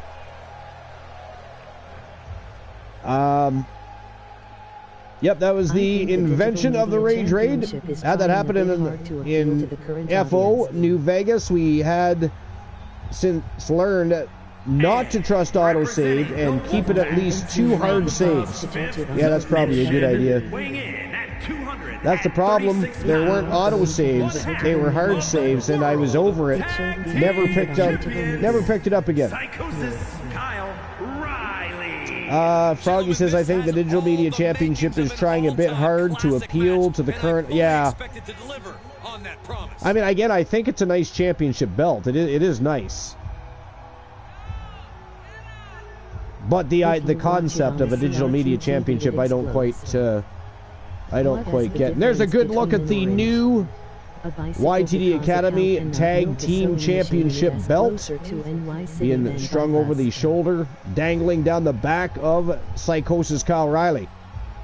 Beautiful championship belt.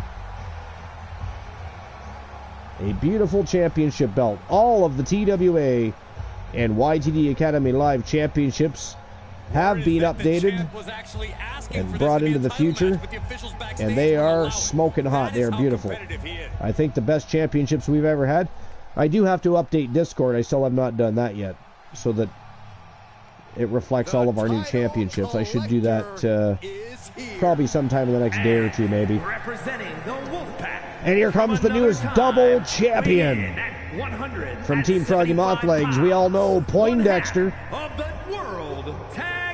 one half of the tag team champions for YTD Academy, and he is the reigning and defending YTD Academy Pure Wrestling Champion. And of course you can see the new Pure Wrestling Championship in his hand. But the reality is, most double champions lose at least one title before long.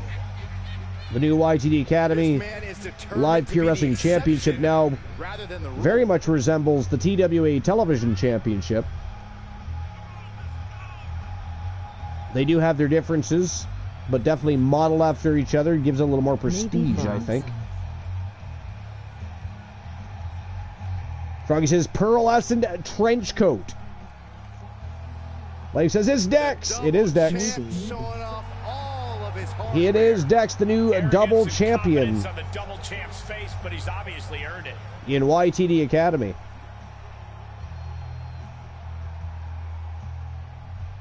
Is it just me, or is Kyle wearing Dex's old jacket? No, he's not, actually.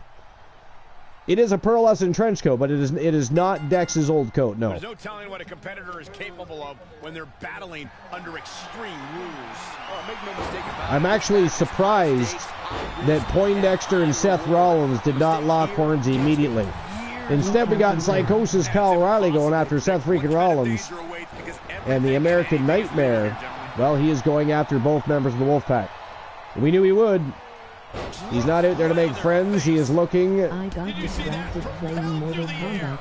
for championship gold in the near future. He wants a victory. He wants to win. He's not out there to make friends. So, of course, when Seth freaking Rollins asked him to team up with him to help further embarrass the Wolfpack, which I really don't know how they're going to be embarrassed. I mean, Poindexter was the one that defeated Seth Rollins for that title. I'm not here to make friends, I'm here to make money. For a while there, it was looking like Seth Rollins was going to hold on to that Pure Wrestling Championship forever. And then, of course, Poindexter came along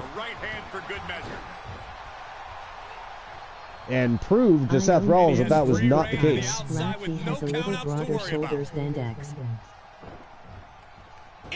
I don't think it would fit Kyle. He has a little broader shoulders. That that coat would have looked weird on him. If he was just stealing out of Poindexter's closet. Especially that Dex, yeah. The Poindexter that wore that coat was a lot thinner. I mean, Poindexter didn't exactly grow, but he definitely got jacked. He definitely got jacked.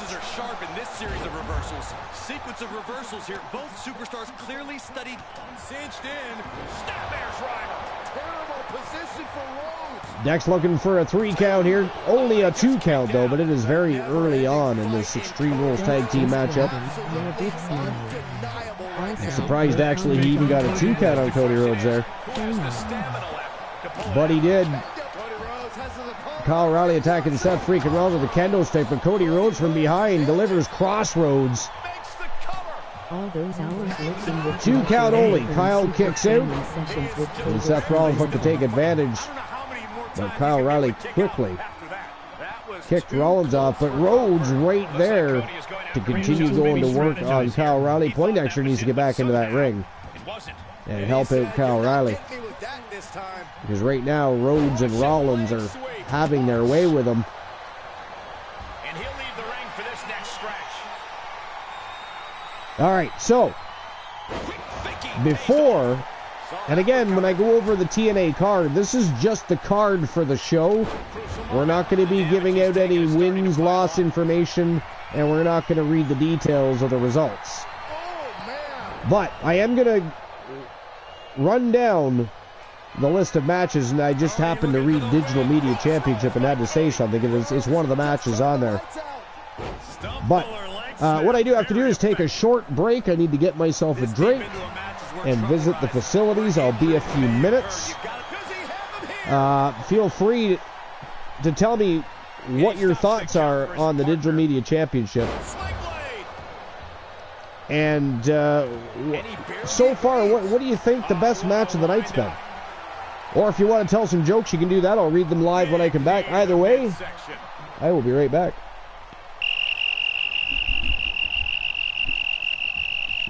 Turned it into an arm drag. Big clothesline.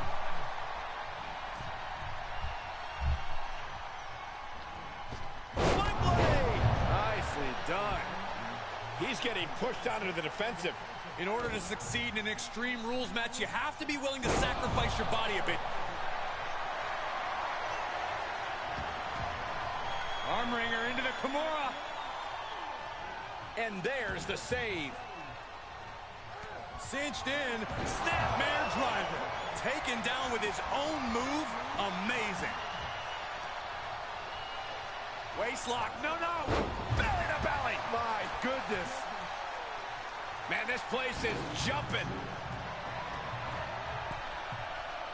Flying. I love how Seth Big Cody's back to break up the submission apprehension of line. putting one's body on the line. Beautiful Northern Lights suplex. The beginning of the end.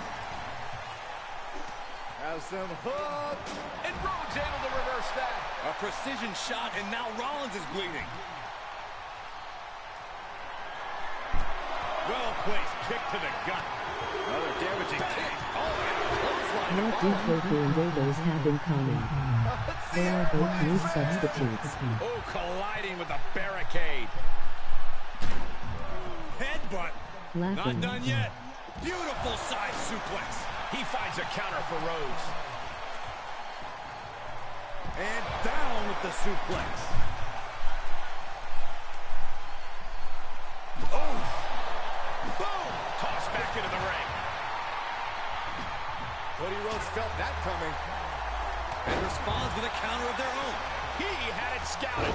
Turned inside out with a desperation clothesline. Oh! We might be close to the end. There is no way this can go on for much longer. Boom! No way! From behind. German suplex. Able to sidestep it. Why did the railroad start laughing as he hit on the skeleton? He reached the funny bone. Denied via a wicked punch to the stomach. Reversal! What a counter! Going over. Nice. DDT. Now hooking him up. Face first. Driven down. Setting up neck breaker position. Oof, bang! Oh, kendo stick wrapped around the head. Boom! This place is going insane. Ground beneath my feet is shaking. And what a maneuver we just saw there. Seth Rollins' chances are whittling down. Yeah, Rollins has hit a roadblock here. Picture perfect drop kick. He saw that one coming. Fisherman suplex. Oh my God! Cover! 2 count? No! He kicks out! Teacher, does anybody know what we call a person who keeps talking when nobody else is interested? Little Johnny, a teacher Mish. Oh, a kendo stick wrapped around the head. Laugh. And he clearly knows that as long as he has the cares of cover, Could be it. And a kick out at 2. incredible, absolutely incredible. Rhodes could be on the verge of seeing stars. Down for a European. Cinched in. Snapmare's driver. The opening is there for the taking. For the win. 2.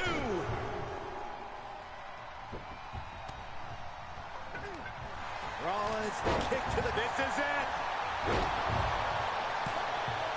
He kicks out at 2. Almost inhuman Rollins at this missed the point. dive to break up the pin wallow. He's ready to knock one out. DJ Lynn Road CM Punk. Rollins Oh wait, it was a joke, not a question. Seth Rollins with a massive stomp. Rollins just turned the lights out. Cover. That was close. This match continues. rolling elbow finds its mark. Out. Lap. Cranked around into a neck breaker. Kendo stick to the skull. Ooh. Able to parry that one.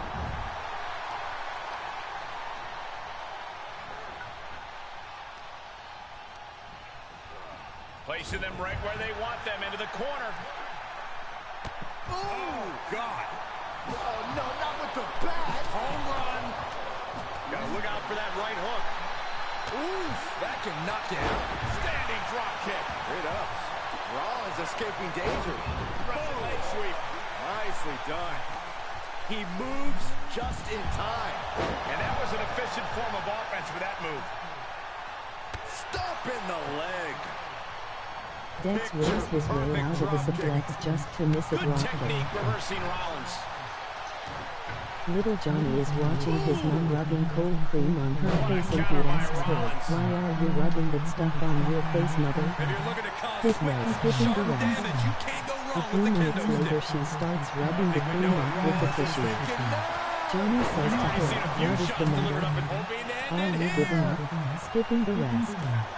Think Cody deflected it. I'm shaking my head in disbelief over how Ron he Pablo managed starts to get dating the the next shoulder. door neighbor girl and excitedly tells his dad, "I'm in love." The dad smiles and asks, "With who?"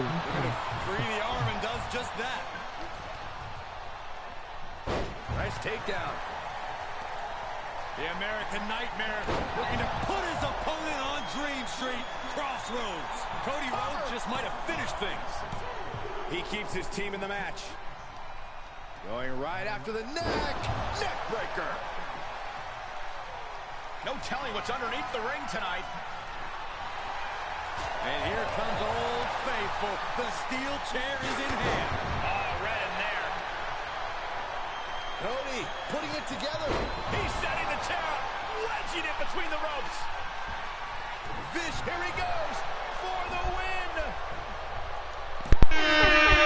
I have returned. Oh my God, just in time for the end of the match, too. Ladies and gentlemen, that is it. That is all. The thorn in the side of the Wolfpack continues to insert itself into their business just a little further each and every week, doesn't it? But ladies and gentlemen, the winners of the match, it is Seth Rollins and Cody Rhodes picking up the big W over Poindexter and Kyle O'Reilly. The tag team champions, and of course Poindexter, the double champion, holding both one half of the tag team championships and the Pure Wrestling Championship. They have fallen to Seth freaking Rollins and Cody Rhodes. Huge win for Rollins and Rhodes. I almost said Rollins. They're trying to combine their names now. Give them a bromance name. They are Rollins. And they keep on rolling. All right. Let's move on to our next match of the evening, and of course our first championship match of the night. First of 4 championship matches, and this is an Elimination Royale. 6-man for the Wrestle Wars Television Championship, which means it is an elimination-style matchup.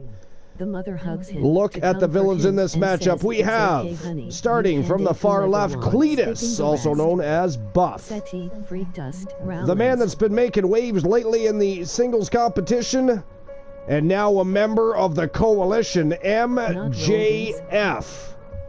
We've got the Viper, Randy Orton, the Legend Killer himself, ready for action tonight as he himself looking towards the television championship with gold in his eyes. Mick Marvel, former 2-time television champion, would love to become a 3-time television champion.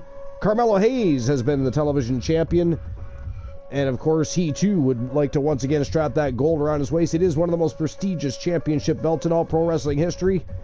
And the reigning, defending, and undisputed Wrestle Wars Genesis television champion from Team Blame It On Ethan, it is Ethan Mercedes. And he has been absolutely formidable since inking a contract, and even more so since becoming the television champion. He has also been the pure wrestling champion, so his short but yet so far illustrious career has been absolute fire. That is our next match of the night.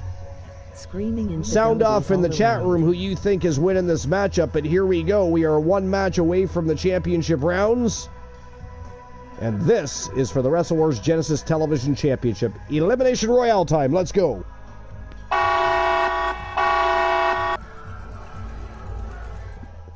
All right, so let me catch up with Chad here.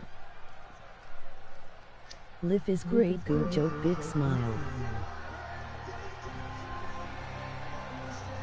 If I can get it to work. Oh yeah, there we go. One of the all-time greats. So what do you, again, I don't know who all sound off earlier, but what do you guys, Strife, don't you dare make fun of me. That is not funny. Your insubordination will not be tolerated. How dare you? Introducing the challenger from Screaming infidelities all around. Yeah, that's, tell me about it. 50 pounds, the Viper. Life says, Frogs, feel free to play the SmackDown. Oh, lay the SmackDown. I read that wrong. Feel free to lay the SmackDown on Kyle. They obviously don't listen to me. Learned his killer instinct in evolution and has now evolved into the apex. Froggy says, we're going to have to. A team meeting is necessary. He's forged it through 2 decades of war. Yeah, Randy Orton is no ordinary They are man, still the and tag there's team no champions, but they just had their asses handed to them His opponent by must Seth Rollins and understand Cody the Rhodes. presence It would be interesting to be a fly on the wall of the locker room, wouldn't it?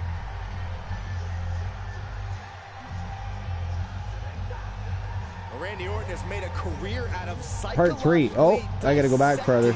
his opponents. And many of the victims who have fallen Glenola for the had a Viper's Johnny schemes joke. Stay down for good. Always Is that more than one Johnny joke? Hold on. in control. Jokes. No one is Lennon more said the first calculated. one I'm with still the scrolling. featured Legend Johnny. killer, now possibly the greatest legend in WWE history. Dex just widened. Yeah, I know, he sure did widen. I mean, he is jacked now. I mean, if you compare Poindexter of today to Poindexter 2 years ago,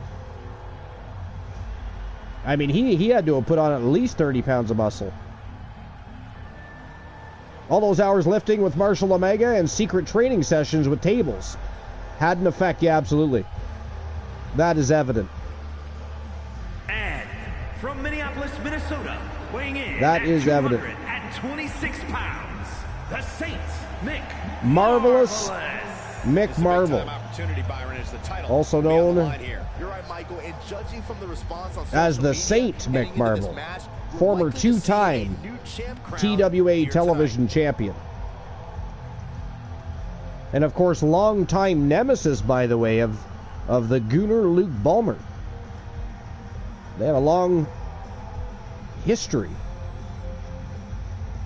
mostly being enemies and nemesis of one another.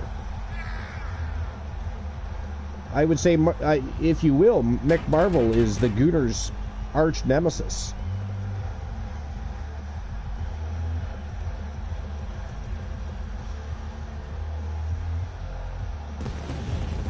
Froggy says, I love how Seth kicked Cody's back to break up the submission. Yeah, I know, right? Attacked his own partner. I mean, they were teaming up, but I highly doubt it was to benefit one another. It was to benefit themselves. I mean, they're in there against the Wolfpack. The spotlight is on them. But they have been a thorn in the side of the Wolfpack for many moons, both Cody Rhodes and Seth Rollins. So it's interesting that they did team up tonight. And representing the coalition from out of this world, weighing in at 225 What do tofu pounds, and dildos have in common? They are both meat substitutes. Yes! They are both fucking meat substitutes. Not in this house, but, you know. What is the difference between an orange? No dildos or tofu here. Bicycle because a cow cannot milk a sewing machine and it is closer to NY City than by bus. They are not necessary here. I am a genetic jackhammer.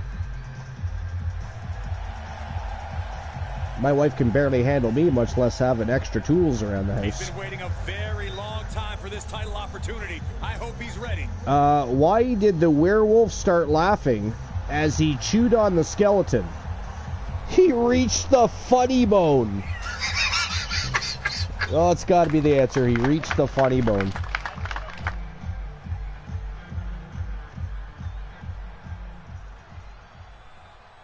All right, so Glenola with a joke here. Teacher says, does anybody know what we call a person who keeps talking when nobody else is interested? Little Johnny says, a teacher, miss. Yes. Little Johnny is awesome. Little Johnny is awesome. I mean, I'm sure that wasn't a very popular answer if you're Johnny's teacher, but that has to be the answer. Weighing in at 259 pounds, he is Froggy says Rollins missed a dive to break up the pin. Champion Ethan Mercedes. Strife says, oh wait, it was a joke, not a question. I'm not like everybody else. Because he said CM Punk. Seems like everybody's ready to write the champ's demise, but not me. Strife threw out CM Punk as the answer to what he thought was a question. It was a joke. And look at that beautiful television championship around the waist of Ethan Mercedes. Social media buzzing as it always does when this competitor defends his title. This is good. I think it's one of the nicest and most prestigious championships in all of pro wrestling. And I'm elated that the new YTD Academy Pure Wrestling Championship has been modeled more after the television championship. I think it just adds to the prestige that the Pure Wrestling Championship has already built. And of course, people will compare the two, much more now that they kind of look alike.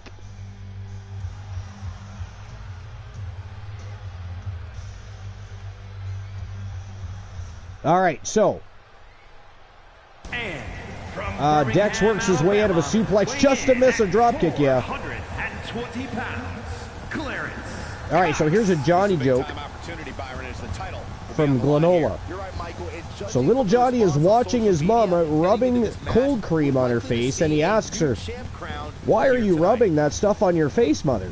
His mother replies, to make myself beautiful, Johnny. A few minutes later, she starts rubbing the cream off with a tissue. Johnny says to her, what's the matter? Are you giving up? Oh my God. Are you giving up? Stripe says, think Cody detected it.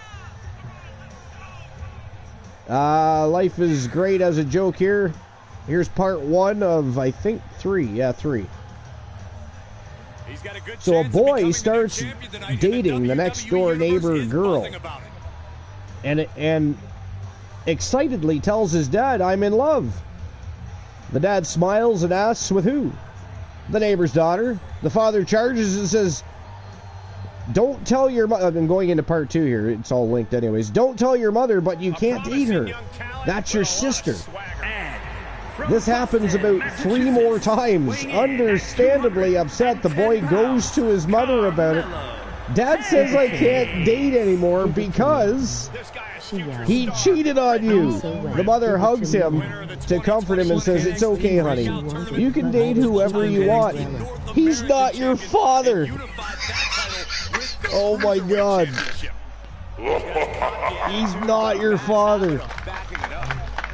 That's fantastic. Froggy says, Sethy Freak Dust Rollins. Froggy, are you a little sour because Rollins and Rhodes won?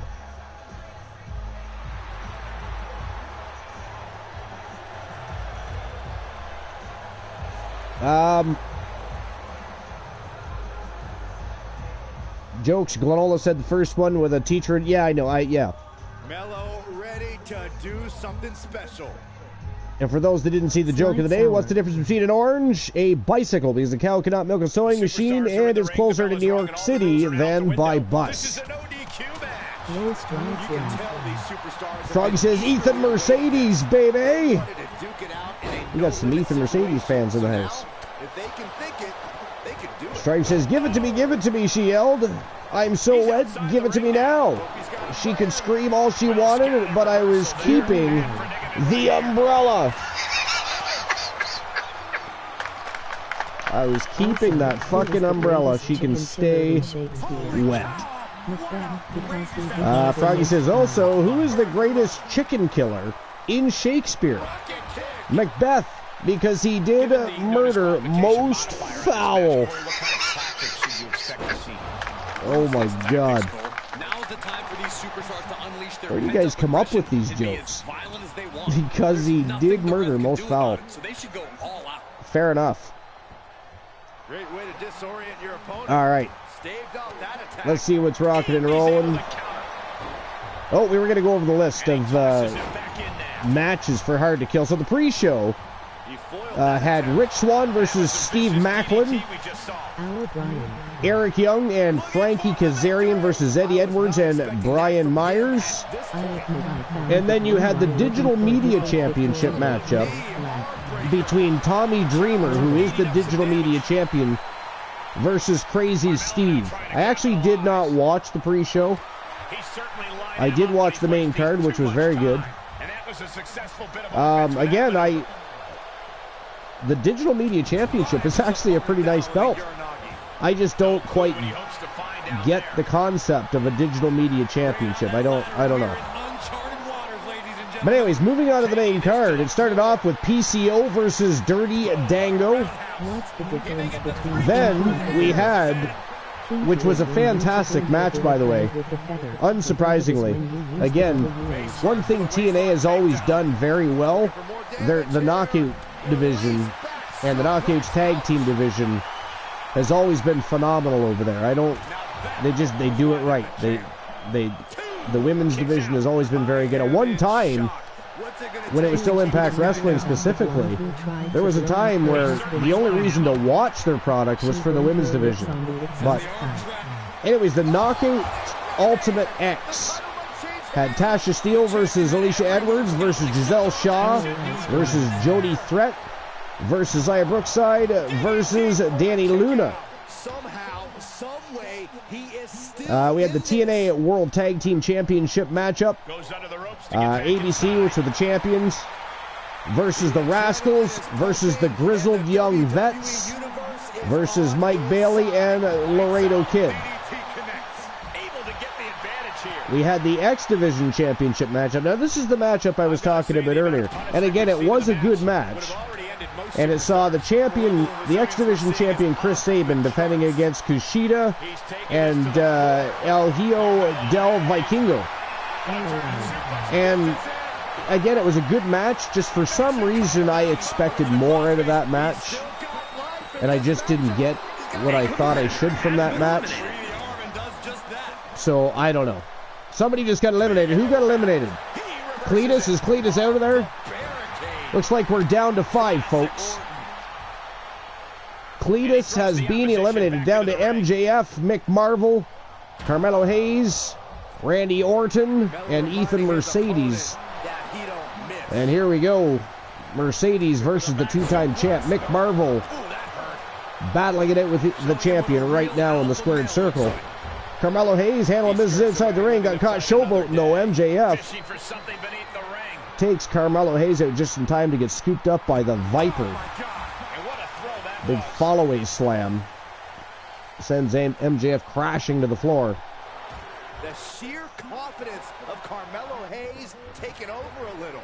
But anyways, yeah, again, it was a good match. I just expected more out of that match, and I just didn't get what I thought I was going to get. I don't know.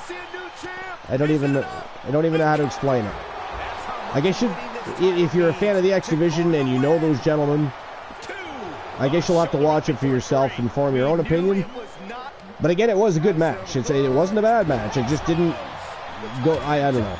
Anyways, we then had Josh Alexander versus Alex Hammerstone, which was weird, having a non-championship matchup that high up in the card, slammed between 4 other championship matches. But anyways, next on the card was the Knockouts World Championship matchup between Trinity, who was the champion, versus Jordan Grace, or I think it's Gracie actually. The main event was the TNA World Championship matchup, and that saw the champion Alex Shelley defending against Moose. So again, I didn't see the pre-show. I will go watch that, actually. I will go back and watch that, maybe even after this show. But the main card, TNA Hard to Kill, was very well done. It was a fun show to watch. If you haven't seen it, I do recommend watching it. They did a great job with their return as TNA Wrestling, with their Hard to Kill pay-per-view. I think they made the right decisions as far as the way they booked it. You know, we got to see the beautiful new TNA Championships in action. I thought it was just well done overall. But I think the best match of the night, my opinion, because they were all very well done, but I think the best match of the night goes to the Knockouts Ultimate X. That was a lot of fun. They all worked really hard in that match. It was a lot of fun to watch. It was a great match. And when you watch Hard to Kill, if you watch Hard to Kill, you'll know what I mean and know what I'm talking about as soon as you see the matchup. It was just really, really good. Fist directly to the gut. Tripe says our brain. Froggy says, I admit I found that one while looking for a different Victorian riddle. Nice. Strike says, what's the difference between kinky and perverted? Kinky is when you tickle your girlfriend with a feather. Perverted is when you use the whole bird. Yes. Stick that parrot where the sun don't shine. All right, wait a minute. Was somebody else eliminated? Did I miss something? Do we still have 5? We do not have 5. It looks like we have 4. Oh, no, there's Randy Orton. Never mind. MJF gets his left shoulder up just in time. Carmelo Hayes just about took him out. Mick Marvel really wants a piece of Ethan Mercedes. Former 2-time TV champion, looking to once again strap that gold around his waist. Oh, he kicked Randy Orton right in the face. Here comes the champion, stop sign in hand. Took a swing at, oh, he nailed him that time. I was going to say he took a swing at Mick Marvel, but he missed. Wow, MJF just took out Carmelo Hayes. Now we are down to 4. Randy Orton has been eliminated. We are down to 3. It is the reigning defending champion, Ethan Mercedes, MJF, and the former 2-time television champion, Mick Marvel. Wow. This is a great match. This is a great matchup. Oh my God. MJF with a leaping tombstone pile driver. Ethan Mercedes with a little ground and pound, putting MJF in his place. And again, MJF, this is his first match as a member of the Coalition. What is the German word for block? Stop him from flopping. So MJF representing very well for the Coalition right now. He's in the final 3 of this Elimination Royale, which started out as a 6-man contest. Champion just took a stop sign right to the head from the former 2-time television champion, Mick Marvel. Oh, big elbow to the face of MJF. And MJF gonna look to utilize those stairs, but he got caught. Mick Marvel from behind. Reverse DDT. Here comes the champion. And now MJF and Ethan Mercedes taking their frustrations out on Mick Marvel. Marvel is down for the count here. He kicks out just in time, though. MJF with a 2 count only there. A 2 count only there.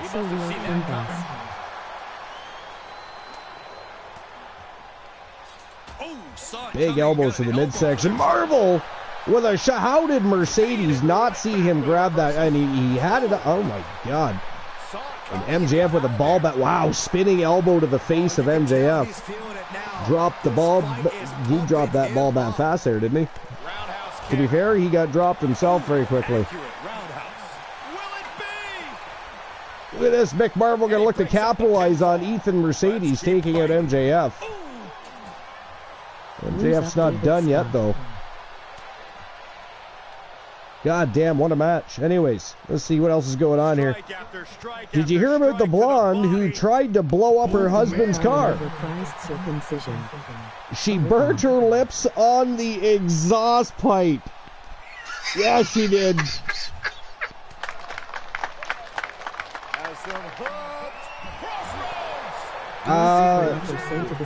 Leo King Boss says, my auntie lost her leg 8 years ago, so now she gets picked on at work. She got mad because I said I have to stand. I'm assuming that's supposed to say she has to stand up for herself. I get it. That's funny. That is funny. I mean, it was not worded well, motherfucker. You made me stumble. I should ban you. Your shit made me. I tripped over my own tongue because of your shit. Holy moly, how dare you, Leo? Nice takedown. For the triangle. Gotta pass the arm. That's it. What is the German word for bra? Somebody just tapped out. MJF tapped out. He is out of there. Represented the coalition well, but could not get the job done tonight. MJF is done. It is down to the former 2-time television champion and the reigning defending television champion. Mick Marvel versus Ethan Mercedes. One of these guys is walking out as the television champion.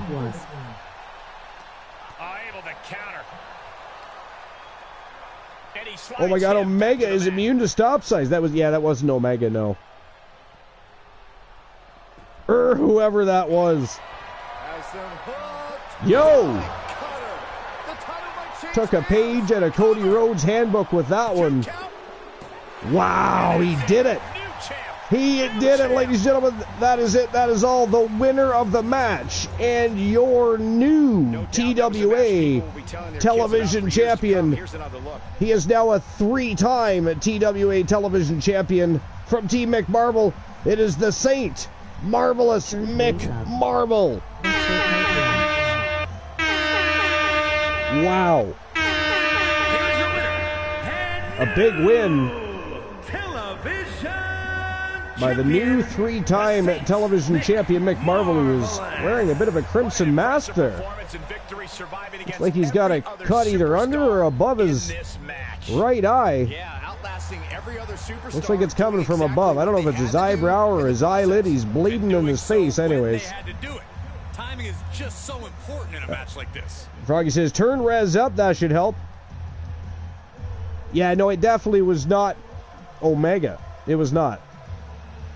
But congratulations to Team Mick Marvel and the Saint, Marvelous Mick Marvel. 3-time television champion now. Congratulations. All right, here we go. We're moving on to the championship rounds. First match of the championship rounds is for the women's YTD Academy Tag Team Championship. Tornado Tag Team action. It is not elimination style, so one fall does win it all. It is the Blade Runners, Roxanne Riley and Alice Blade, taking on Lilith and Ashley Black. They are known as Havoc, and they want to become tag team champions. This is a bit of a grudge match between these two teams. The junior tag team championships are not on the line here. They were gifted an opportunity by the Blade Runners. Tag team championships are on the line. It is next. It is the first matchup in the championship rounds. And it is showtime and go time. What do you guys think? Who's walking out tag team champions? Is it going to be the reigning defending champions? The Blade Runners from Team Life is Great and Sir Jack the Greatest? Or from Team Honeybee Gaming, Lilith and Ashley Black, Team Havoc? Killer. Who's it going to be? Who's walking out champions? Froggy says, this gonna be a killer. You're damn right it's gonna be killer. This is gonna be an absolutely epic matchup. These guys very quickly found a hatred for each other. I don't know if there's, if we're gonna read something in the dirt sheets at some point about a past between Alice Blade, Roxanne Riley, and Lilith Ashley. I don't know what the deal is. Other than the fact that Havoc looked absolutely phenomenal as they inked contracts and came in and started to dominate the women's tag team division. Other than that happening, I don't know what has caused the issue between the two teams, but they have already produced some fantastic matchups. It is a tremendous rivalry. They are both formidable teams, and this is going to be an absolutely fire matchup. It is going to be a barn brawler. Leo says, I lost my legs trying to break up a cat fight. So I asked my mom, can I borrow some money until I get on my feet? Oh my God. That is hilarious. Apparently my soundboard has decided it's not going to work. It literally just stopped working.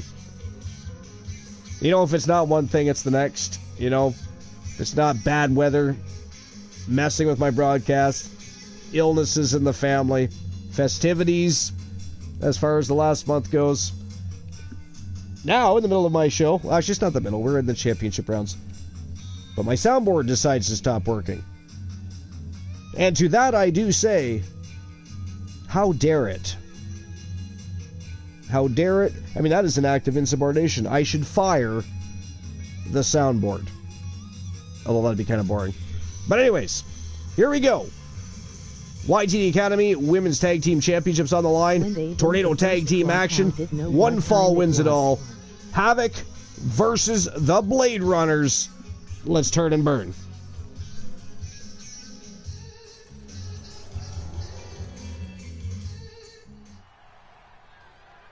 When they build the first clock, how did you know what time it was? The WWE Universe. I mean, is there going to be a part 2 to that? Or are you asking a question?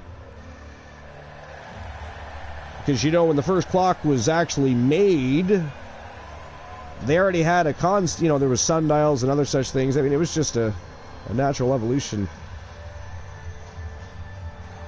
in the way they told time. But they had concepts of time and other means of doing so. Remember, but guys, the title is on the line here in this one. And I don't remember the last time the champ was in. Other than that, I'm gonna assume that you're gonna have something else you're gonna put in the chat room to add to that, because that's a straight up random ass question, and to that I say weird behavior. It is fucking weird behavior. Missed 2 jokes. Missed 2 jokes. One from us, one from Glenola. Did I? Okay, hold on. Let me see. Oh, here's one from Glenola. What do you call an overpriced circumcision? A ripoff. Oh my God, that's hilarious. What did the leper say to the sex worker? Keep the tip. Fuck. That's a good one. I actually like that one. That's hilarious. Keeping the stove going so I don't freeze my ass off. Yeah, I mean, you know what, though? That's not a terrible idea, because the stove doesn't utilize that much electricity. Right? And you could crank it up just to heat it up to a hot temperature and lower it down to like minimum, open the door and release some of the hot air into the room. You know, you're not turning it right off and try, you know, you don't want to cause too much of a fluctuation in temperature too much to the oven itself, because it could cause some issues. But yeah, the oven itself is a good way to add extra heat to your house without using up a lot of electricity, because most stoves today do not use that much electricity. And especially when you think, you know, how many times did you use the stove throughout the week? You know, people that use it daily, they're going to use a little more electricity with that thing. People that don't, not so much. The following champion versus champion contest is a tornado tag team match, and is for Strife said wood stove. Tag Team Championship. Introducing the challengers, Havoc. And their opponents, they are the Tag Team Champions, the Blade Runners. I'm trying to remember who said they were using their stove here. I gotta go back. So that's what it's all about. The tag Froggy said it. Okay. titles. Oh, it's a wood stove. Okay, gotcha. At first, I thought Life said it. I was thinking to myself, how the hell does Strife know that it's a fucking wood stove? And then I realized it's Froggy. Okay, that makes sense. So it's a wood stove, not a regular stove. Gotcha. All right. Well, wood stove also a great thing to have. I think it's crazy the amount of houses being built these days with no chimneys, and or people that are getting rid of their chimneys. I'm still saying that's a mistake. If I have a house with a chimney, that bad boy's staying there. I'm going to keep it operational and keep it up to code. I'm telling you, there's going to come a time where people are really going to wish they had fireplaces and chimneys and wood stoves. It's going to happen. You know what else is going to happen? She scores big with the counter. Eventually, if we don't completely lose the World Wide Web, we know it as the internet. It's going to be under, it'll be a different version of what we call the internet. It'll be more like a countrywide intranet where the only thing you can really access is whatever information we're given inside our own countries. Anything else accessible outside our country will cause it'll cost a hefty price if you want to access that. It's going to happen eventually. If we don't eventually lose internet, period. Just the governments of the world they don't trust each other. They don't trust each other, and they're either going to have to very heavily control the internet somehow, or they simply take it out. But if I have a chimney, I want to keep that in proper, shape and up to code. What a shot. Great counter. Life says, every time I get told, you have enough blankets, I point out that it's minus 34 right now and I'm just preparing for nuclear winter. Yeah. Why do cows wear bells? Because their horns don't work. I mean, to be fair, most cows don't have horns. Nice live in here. The better part of valor. Some do, to be fair. Oh my God! Marshall Adams, welcome in. Normally I have a sound I sound off when people come in and enjoy the show, but for some reason, my soundboard committed an act of insubordination and decided not to show up and do its job here at our show. It looks like she might be finished, but she's got But thank you. Nice live here, he says. I hope you enjoy the community. We're also over on Twitch TV. Over there with the Archerverse. Twitch.tv/the Archerverse. If any of my mods want to put that in the chat. You can also follow us over there. Here on YouTube we have YTD After Dark, which is of course dark matches. And then we also have YTD Academy Live, which is the show we're having right now. This is our 39th episode. overall, TWA as a whole, between Twitch and YTD Academy, this is our 546th show. It is our first YTD Academy Live of 2024, and of course, we're adding a little fuel to the fire of the road to our next big and first big SPV, which is a stream per view for 2024. TWA's New Year's Bash is right around the corner. Sarah, thank you, and what's your Twitch again? URL. Thank you, Glenola. Multiple knee strikes. Except for, will that actually link to it, or do you have to do... Yeah, there you go. Thanks, Life. Life's link will work better. There you go, Marshall Adams. Choose the link at the bottom there that Life is Great has. She's looking to put her opponent to sleep here. And there's another one from Froggy. The Public Enemy don't like the Ascension. Well, they wouldn't, but you know what? The Ascension is smoking hot right now. The Ascension is smoking hot. Demon Razor and the amazing Joe Davis are kicking ass. There's no other way to put it. Much to your dismay, I'm sure. Oh, you're absolutely welcome, Marshall Adams. Thanks for being here. Appreciate you. We consider ourselves the very best in fantasy wrestling. Excellence barred on period. We have a great time. We have a fantastic community here on YouTube and on Twitch. Unwavering support. We have a great time, and they are a bunch of great people. Very brilliant people. Excellent gamers and streamers.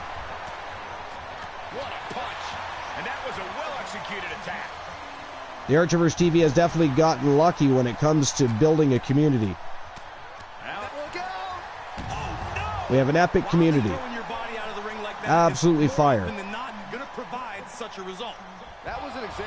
Leo Kingboss says we will meet them soon. So I hear.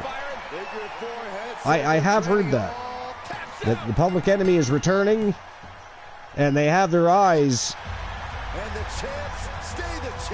on the Ascension. And holy shit, I don't even know what happened right there. I looked down, looked back up in time to hear music playing, and that is it. That is all, ladies and gentlemen. The winners of the match, and still your YTD Academy Women's Tag Team Champions.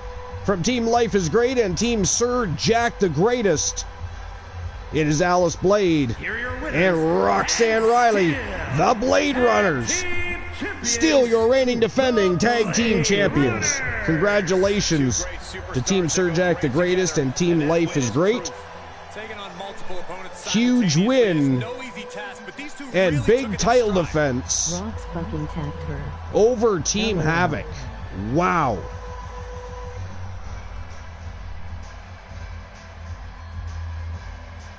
Look at those beautiful Tag Team Championship belts. That is a big title defense for Alice Blade and Roxanne Riley. Rox fucking tapped her, you damn skippy, she did. I saw it in the replay. I didn't see it initially, though.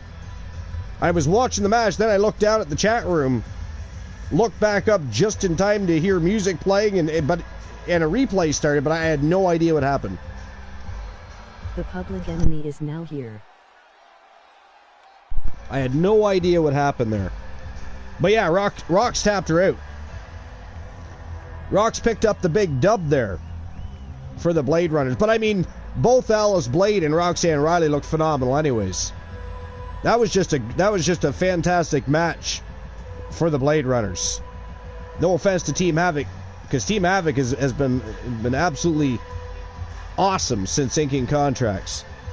And they are still the Junior Tag Team Champions. Those were not on the line. This is a grudge match. They always do. They still have those Junior Tag Team Championships to fall back on, so they can still re-challenge the Blade Runners anytime they want.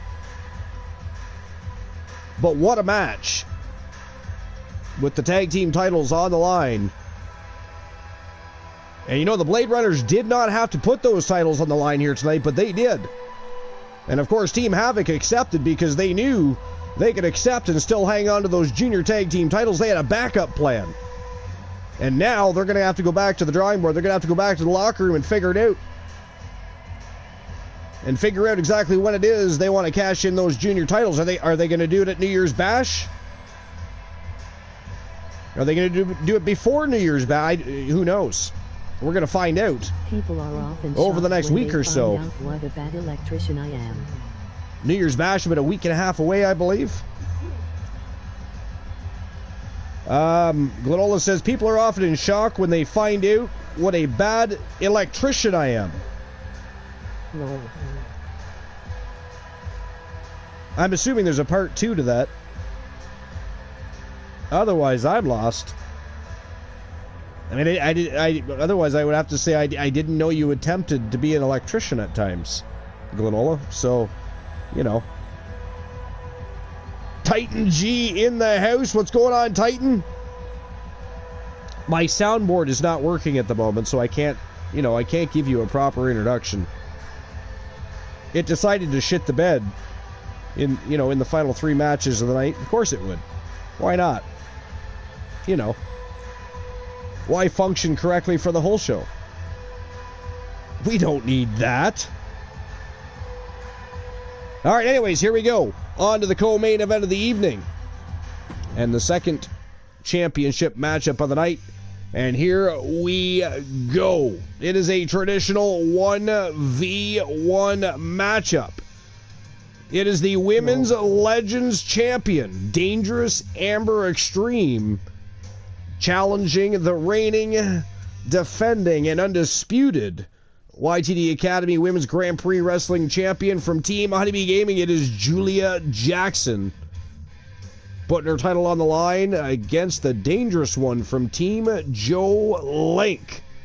This show is going to be an absolute slobber knocker. Don't take your eyes off the screen because it could be over in a blink of an eye. Both of these women are not just women, they are vixen villains, and they will put your lights out as soon as you turn your cheek. They're going to be looking to end this matchup quickly. Both of them. They both have something to prove. Amber Extreme would love to win the Grand Prix Championship and become a double champion again. She's, of course, held more than one championship at one time, more than once in her illustrious career. She's been a Grand Slam champion. Julia Jackson, of course, also became a Grand Slam champion very quickly in her short but illustrious career. She, as well, is now eligible to compete in the Legends division. She has earned that right by becoming a Grand Slam champion and etching herself into the Hall of Legends. So this is an epic matchup for many reasons. 2 multiple-time champions, 2 Grand Slam champions, going to war 1v1 for the Grand Prix Championship. That is next. Who do you guys think walks out with the championship belt? Sound off in the chat room, but let's get things rocking and rolling. Co-main event of the evening. Let's go.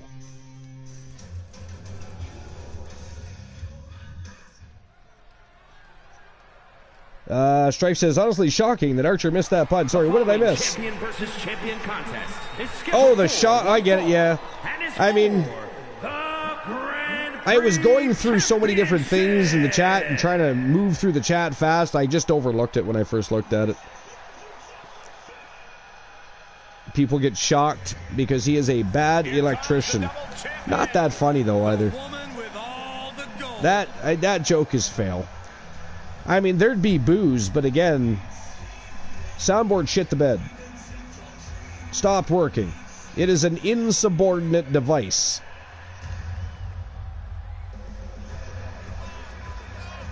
It is not my friend right now. I'm very disturbed about that too, by the way. Apollo the Great. Now, Boss Apollo is finally here. And Boss, again, like I told everybody else, I would give you a proper greeting. But for some reason, my sound pad is not... I'm going to guess it wasn't fully charged, and I'm going to have to blame Mrs. Archer for some reason. Mostly because she's sleeping and can't give me trouble. and I have nobody else to blame. It's probably my fault, but I'm going to pin her with it because she's sleeping. And it was on her side of the bed charging. Somehow, she's been able to amass multiple titles. It's too cold outside. So how cold is it where you are, boss? And the proof is in her hands. My brain is just like, name your soundboard Amber Heard. My brain is just like, name your soundboard Amber Heard. Oh my God. She is one of the yes. top competitors in the women's division. And she's got yes. double the proof you need. MRS Archer all right. Blame Archer.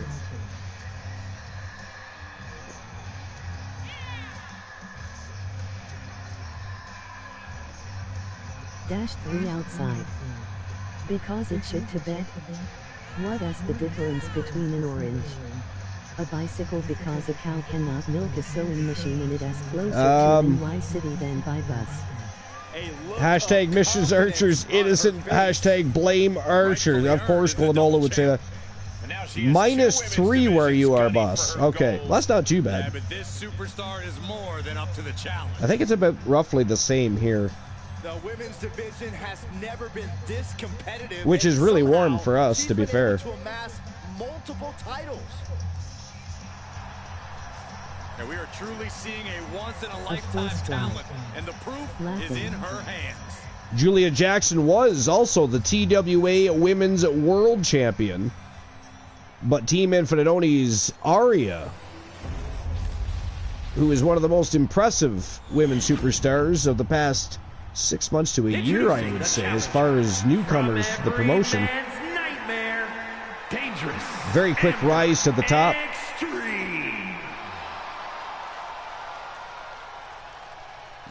But challenged Julia Jackson and won, relieving her of the TWA Women's World Championship.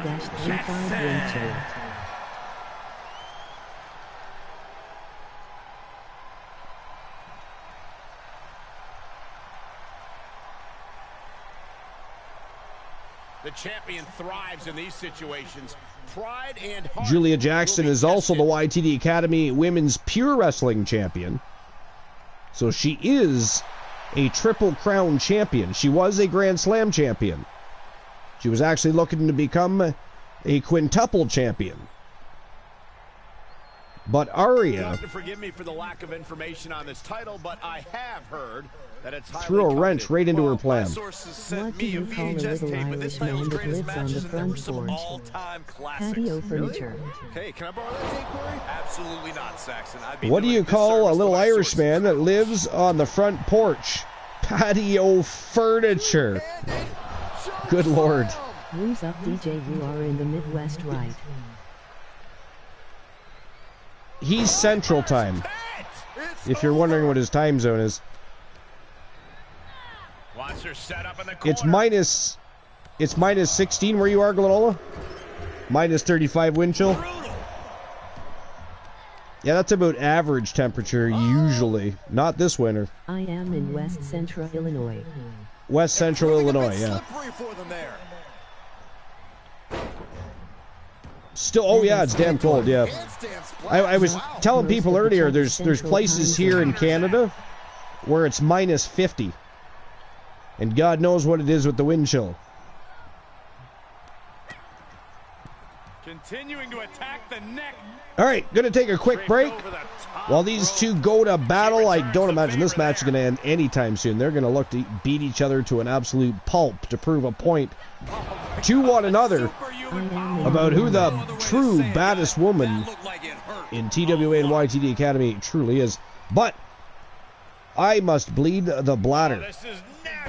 So the facilities are a necessity at this point in time. I will be right back. Pump handle coming. Boom! Incredible suplex.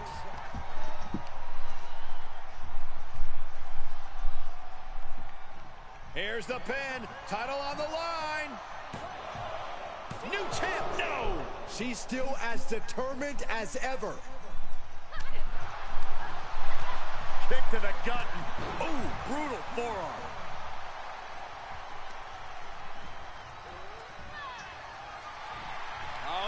You hear the sirens. Here it is. Air raid bomb. The champ's eyes look glazed over. It wasn't enough. She kicked out. The title still hanging in the balance. Resilience of a champion on display. And now it's reload time. Time to find another moment to pull off that one more time. She's staying elusive. Wow, what a pump kick. Tough position to be caught in here. Oh, look at this carry drop. Oh, I had that well scouted.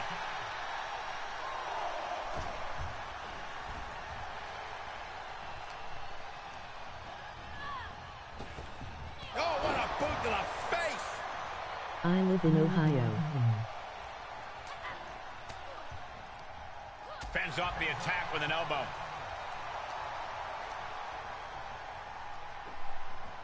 Getting tossed around.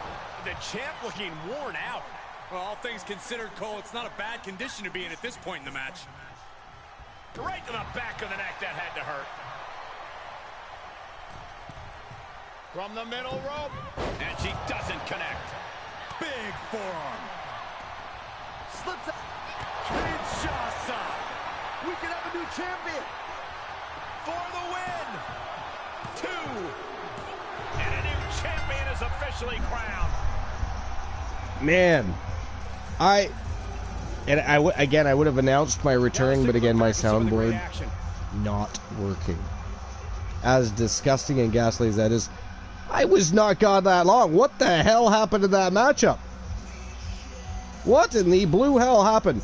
But ladies and gentlemen, that is it. That is all. The winner of the match and your new YTD Academy Women's Grand Prix Wrestling Champion from Team Joe Link. She is also your Women's Legends Champion, Dangerous Amber Extreme. Your new Grand Prix champion. Congratulations to Team Joe Link, the Outlaws, and Amber Extreme. Wow, I mean, I missed the whole damn thing. I saw a little bit at the beginning of the match. Visit the facilities. I come back and Amber Extreme is winning. And I'm like, what? What happened to Julia Jackson? I mean, did she actually show up? Was she only here physically and not mentally? I don't even know what happened there. That is insane. Sorry that took a while to come back. Hey, welcome back in, Luke. Sorry that took a while for me to come back. And I was you're at least this year, but well, at least you're in time for the main event of the evening. But you just missed an absolutely fire match. No, apparently, anyways. I'm still watching the stream. I mean, I only watched about probably a minute and a half of that match. And then I went to the facilities, came back, and it was over already. I was like, "What?" That was a really good match, honestly. That is crazy. I went to play some more, come back with someone I thought I just a bit. Team Joe Link is going to be very excited about that one. Amber Extreme now a double champion. That is insane. That also means some more, come back with someone, and then someone had a couple of issues. Someone that talked to me had a couple of issues, so I was trying to kind of help him with that. So I was talking to him. So that also means we are going to have a vacant Junior Grand Prix Championship in the women's division. So, with that said, I think tomorrow night we should have ourselves a Junior Grand Prix Championship tournament. That's what I think. I think we should. I think we should too. Every match possible. Absolutely. I think tomorrow I'll figure out exactly what time we can get that tournament rocking and rolling.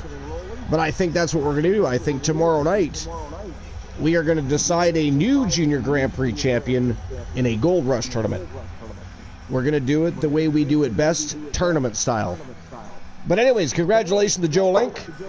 Huge win for Amber Extreme. But look out, because Julia Jackson is going to be looking for revenge. Here we go. Main event of the evening. It is a 15 minutes of iron match. Big Bubba Bruno versus, from Team Joe Link, representing Phenomenal Soul, CM Punk, the reigning defending Grand Prix champion. What do you guys think? Who's winning this match? Is Punk going to retain again? He's already defended once. I think CM Punk's got to win. Or do you think Big Bubba B becomes the new Grand Prix champion? Luke says CM Punk is retaining. I know Strife is not going to agree with that. Glanola is not going to agree with that. Life is great is not going to agree with that. They are not going to. They're going to be all in on Big Bubba Bruno on this one. Of course, Big Bubba Bruno, the only man to be in 3 separate and successful stables. Now, one is his own stable, but he was, of course, a member of the Weapons of Mass Destruction. He was a member of the Coalition, a great member of the Coalition, before branching off to his own branch of the Coalition called the Samoan Coalition after he stole Jimmy and Jay Uso and Solo Sikoa from Rowan Reigns. He stole the bloodline and created his own faction and runs alongside the Coalition. He is the Samoan Coalition leader, and tonight he is looking to take home some gold. But here we go. You guys sound off in the chat who you think's winning this matchup, but it is showtime and go time. Big Bubba Bruno, CM Punk, 15 minutes of iron for the YTD Academy Grand Prix Wrestling Championship. Let's go. I mean, if I was betting, I don't know who I would bet on. Go CM Punk.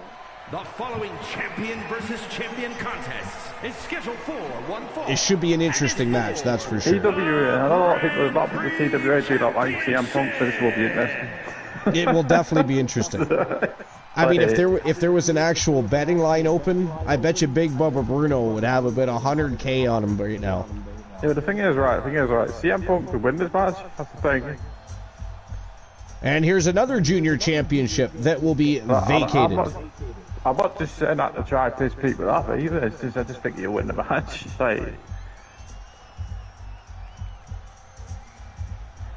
Ladies and gentlemen, as a reminder, the championship is on. So there will be 2 junior championships vacated. You know, I'm very vocal about CM Punk. Actually, wait a minute. This is not a Junior Grand Prix Championship, is it? This is the Junior Legends Championship. So it will not be vacated. I apologize. John Fuhrhelm is the Junior Grand Prix Champion. Sorry, Stone Cold what? CM Punk could win another championship. Oh, I thought you said something about Stone Cold. I don't know what I'm talking about, guys. Sorry, it's like 5. It's almost 5 in the morning. You gotta excuse me. Fair enough. It's almost Betty by time. Just a bit, mate. It's 5 in the morning. Now the question is, this is the main event. Can we talk TNA? Because I kind of missed it earlier on. I mean, if you want to talk TNA, we can talk TNA. What do you want to talk about TNA? Hard to Kill was awesome. Hard to Kill was awesome. Yeah. Hard to Kill was a very, very good show. They made all the right decisions. We got to see the new championship belts in action. Speaking of championship belts, look at this, CM Punk, double champion. He is the TWA World Champion and the YTD Academy Grand Prix Champion. He is riding high right now. Oh, wow. He is dominating this feud of theirs. He is absolutely on fire. People are not going to like this. Fucking hell. I think it's fucking hilarious, mate. Can't lie to you. Well, Strife is probably pissing on his television right now. Glanola threw something through his. Strife loving it. You think he's a secret Punk fan? I think so. You think he has posters? Maybe he has a shrine, much like yours. I'll send him a CM Punk shirt when I get it. You're going to send him a CM Punk shirt? Yeah. Get his address. You know what he would do? He would probably like that, but then he would like burn it. And he would even have a live Twitch stream. Yeah. Right? He'd have a live Twitch stream just to burn the CM Punk shirt live for the community. We're probably going to be a shirt burning. It'd be a shirt burning stream. Hosted. Yeah, it would be, wouldn't it? By the many minds of Strife.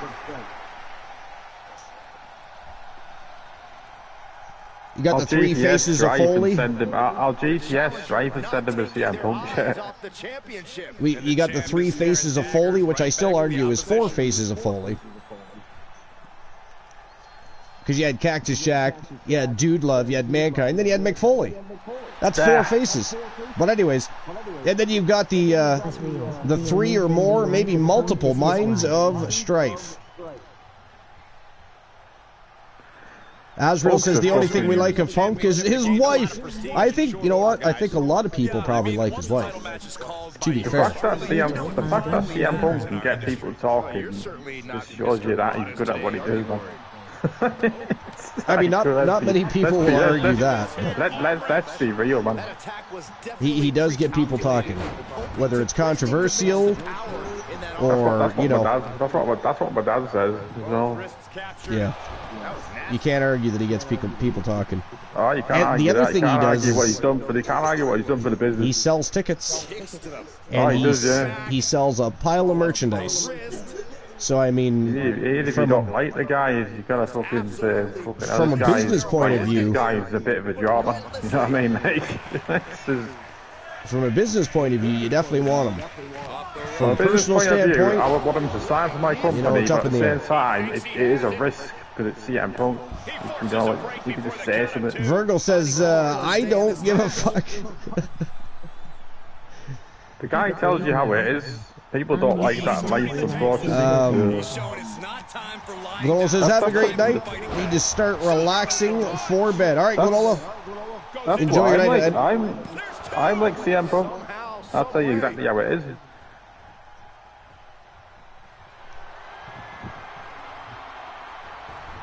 I'm just going back in the chat, see if I missed anything. Pretty sure I got all the jokes. Strife, did I miss any jokes? I got them all now, right? Even though I kind of overlooked the whole shocked when people found out he was a bad electrician joke at first.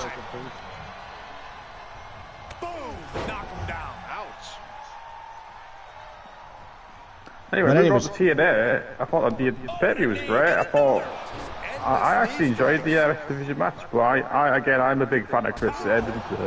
No, I liked the X Division match. I don't think it was as good as it could have been, considering the three people that were in it. But it was still very good. But overall, it was a great pay-per-view. I thought they made all the right decisions.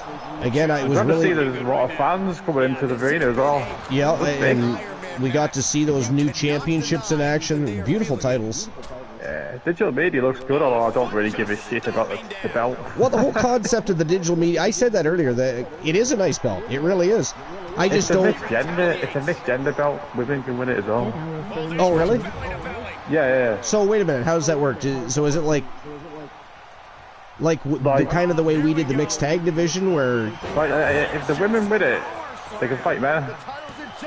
Oh, they can fight men too. Yeah, it's an intergender championship. It's any gender. Oh, that's strange. Guys, a weird championship to have. It is kind of, yes. Yeah, I didn't quite know that. But how is that digital media? I don't know. It's a weird name. Right? Yeah, that's what I'm saying. Like, yeah. Just call it the TNA. You can use it to call it the Intergender Championship. If that's what you want to call it. I don't know, but I mean... yeah. Darkness Cam, what's going on? Welcome in. Tommy Dreamer lost his match. I'd welcome you appropriately, but my soundboard decided to shit the bed earlier. So now I can only welcome you, you know. Trinity losing Knockouts title gives you basically the light of where Trinity's going. Go back to WWE. Trinity? Yeah, absolutely. Yeah, she's absolutely.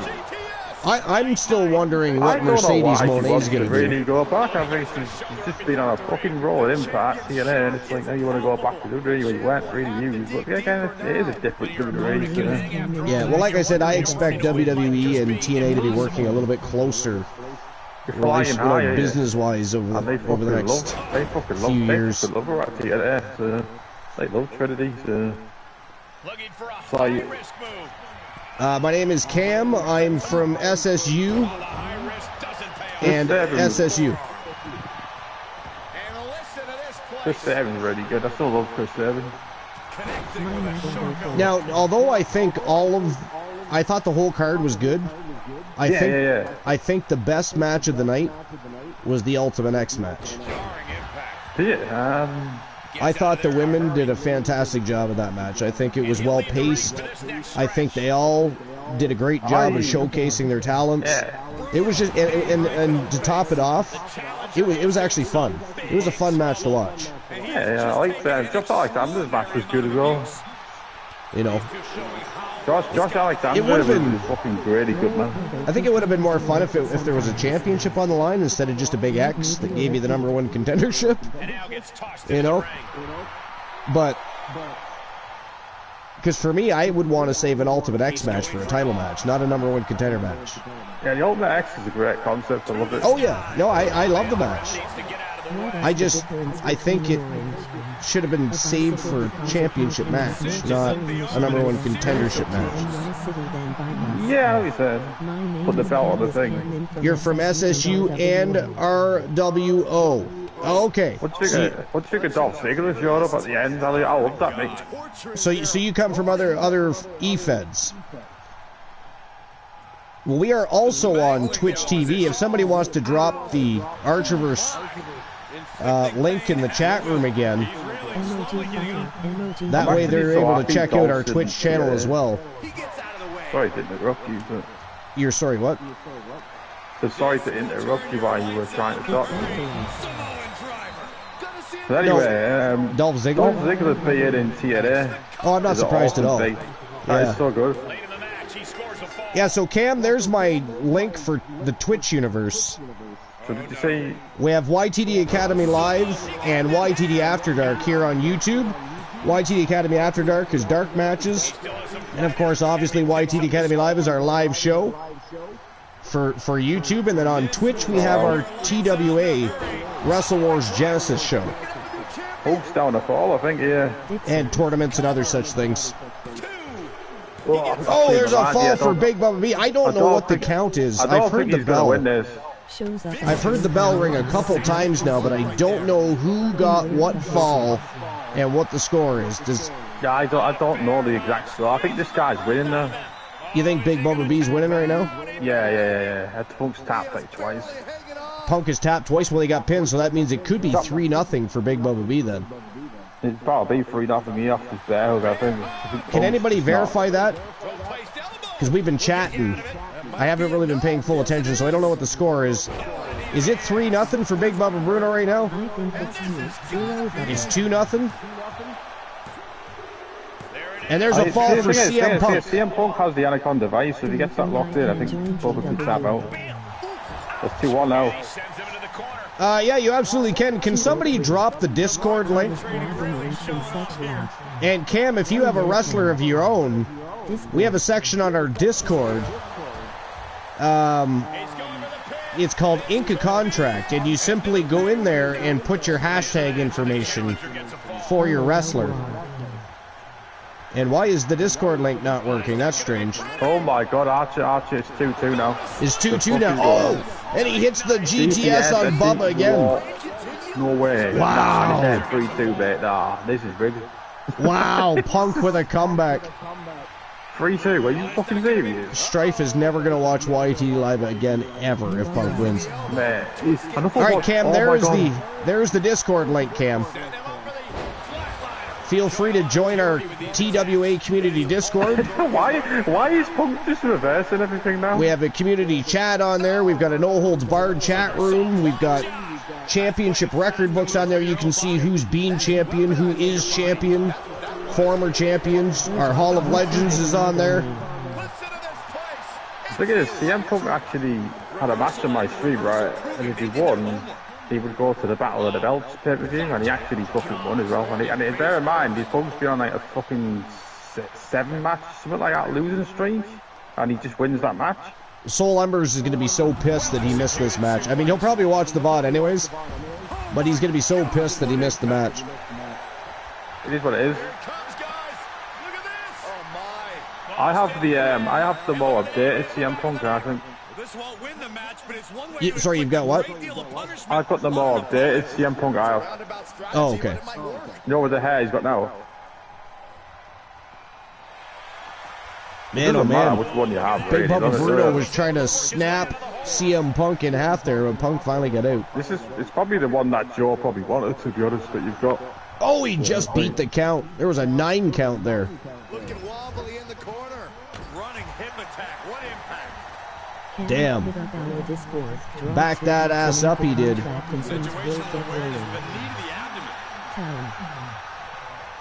What a back and forth matchup. These guys are just taking it to each other. This has been a fantastic matchup. A great battle between a former Grand Prix champion and, of course, the current reigning defending Grand Prix champion and TWA World Champion. Who thinks he's a great wrestler? Like, who thinks what? You know what I mean? It's just like, it is what it is. It's like it. Froggy says Bot only putting in half effort tonight. Yeah, I know. I don't know. Stream Elements either works well or barely at all. There's no in between when it comes to YouTube and Stream Elements. I don't know why. It works far better with Twitch. Oh my God! Huge power slam. Just pancaked Punk. Oh my God. And there's another fall for Big Bubba Bruno. What's the score now? I don't know. Oh, he did it again. That is 2 times in a row. Are you shitting me? I think he got it. There's another fall for Big Bubba B.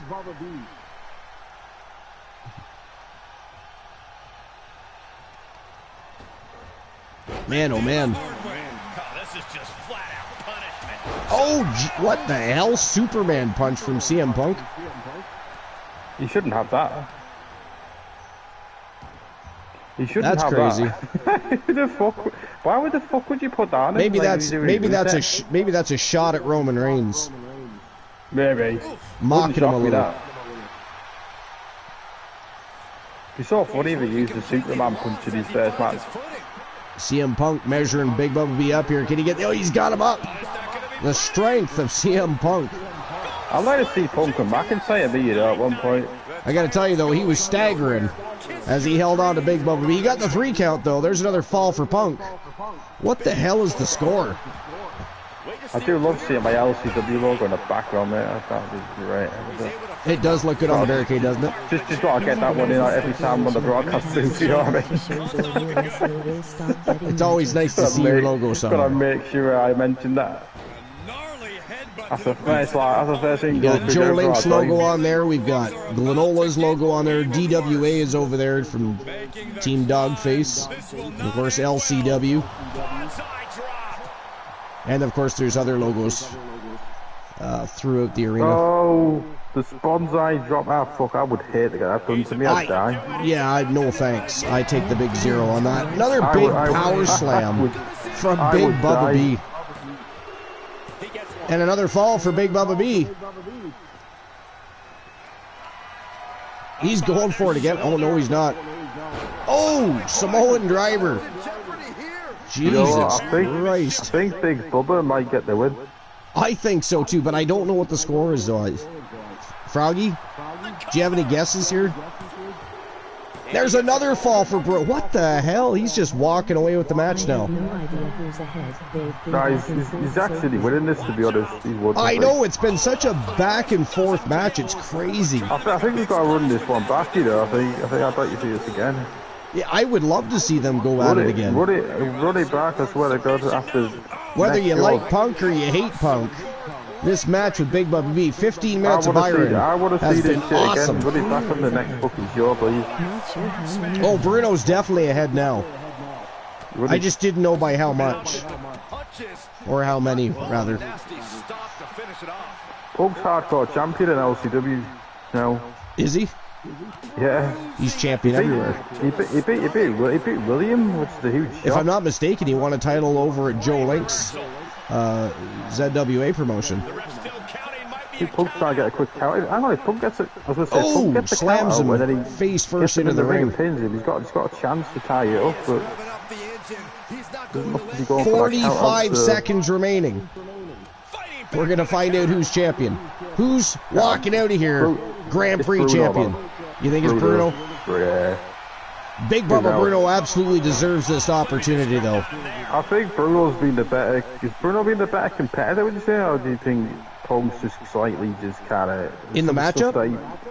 I think it's hard to say. Off as good as Bubba. I think that was the problem.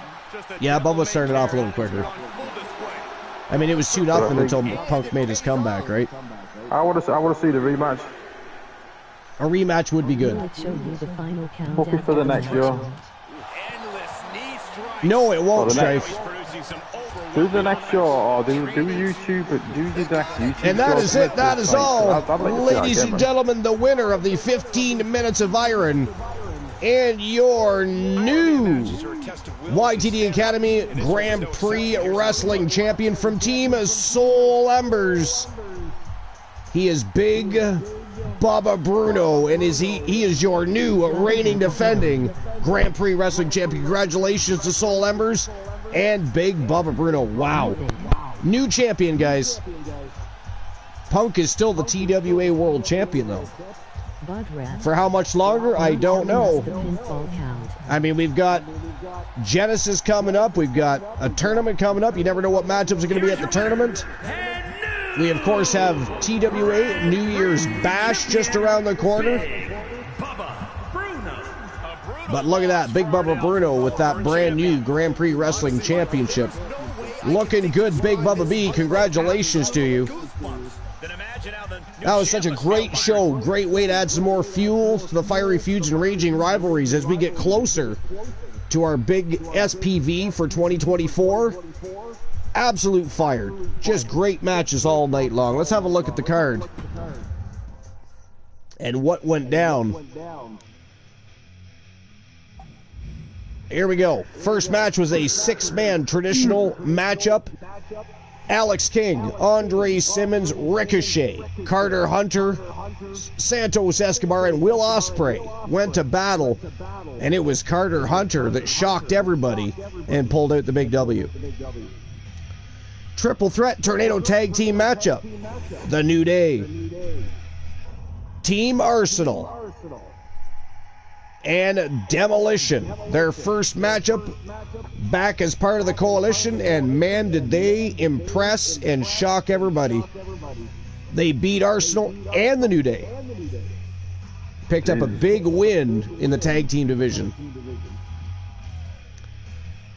Women's tag team division, it was Jade Cargill and Melissa Archer, PMS, versus the megastars, Carmella and Becky Lynch, who has been a thorn in the sides of the Jacksons and the women's tag team division for weeks now. Picking up another huge win. So good as a fucking team, I don't get it. Sorry, say that again. Why the hell are they so good as a fucking team? I don't get it. I don't know. They are certainly a so random, I know. And they are literally a thorn on the sides of the women's division right now. It's crazy.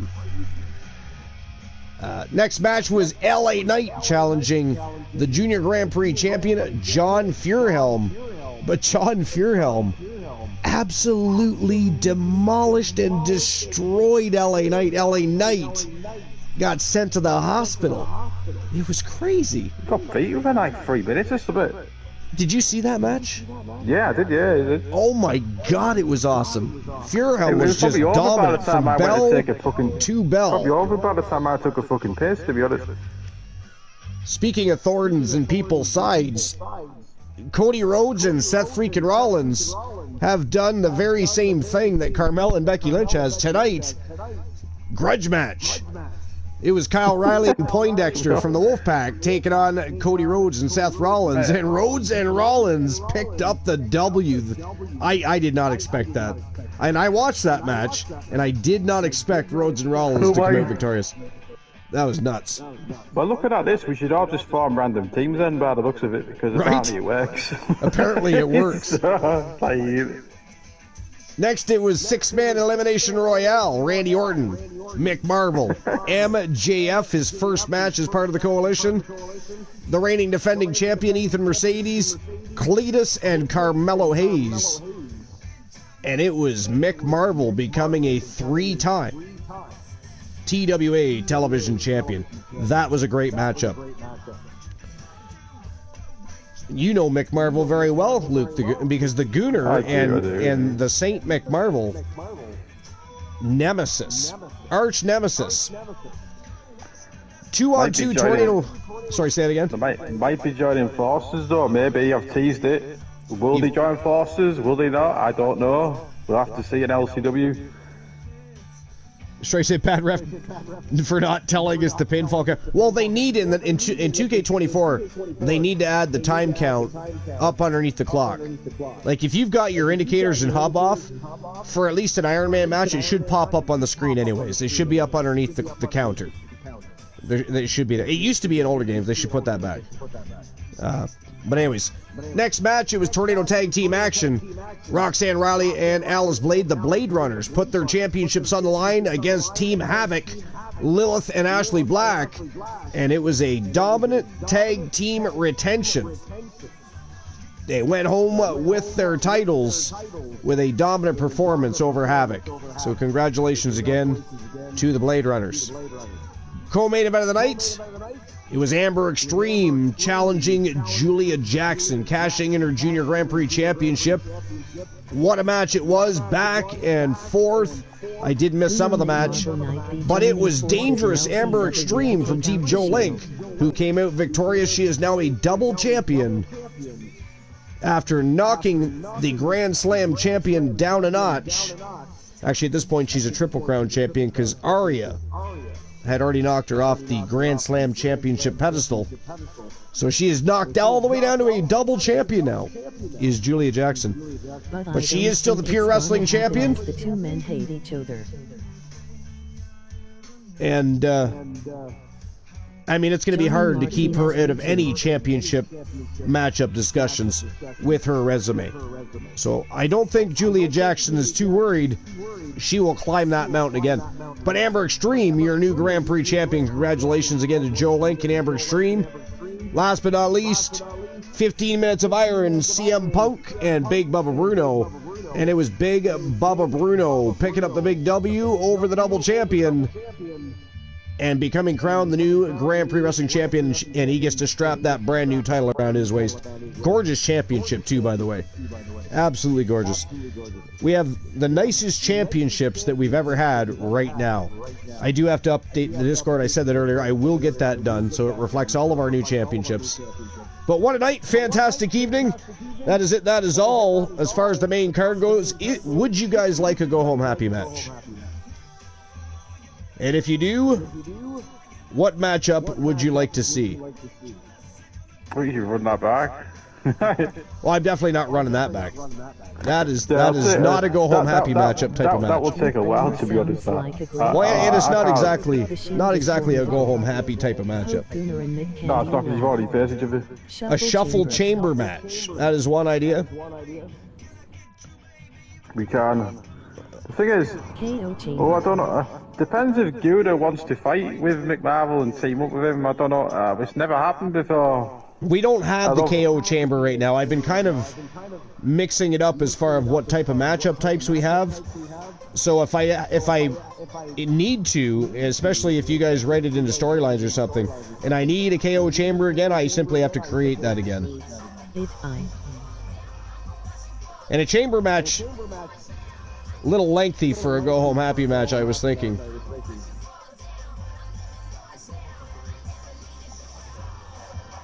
I was thinking something a little more simple, yet fun.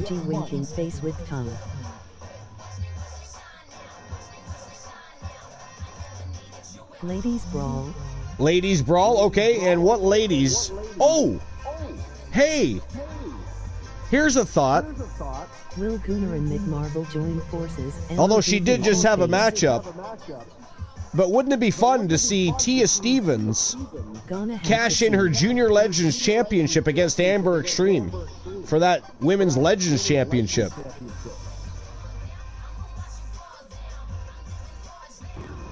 Will Gunnar and McMarvel join forces? Well, that would be interesting. Is he going to join Team Arsenal? Oh, we're talking about... Oh. Well, I was talking about LCW, but is it McMarvel to join Team Arsenal? Froggy says, yeah, give Tia that push. Awesome addition. Like, All right, well, I'm with Froggy on that one. I think that's a great idea. I think Tia needs to continue that push. She is undefeated since returning in singles competition and tag team competition, and she is the current reigning defending Junior Legends champion. So I say, let's keep that push going. I say we keep that ship rolling for Tia Stevens. Let's have that as our last match of the evening. Let's do Falls Count Anywhere.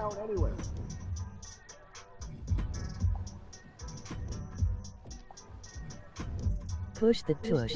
Tia Stevens, The Anomaly.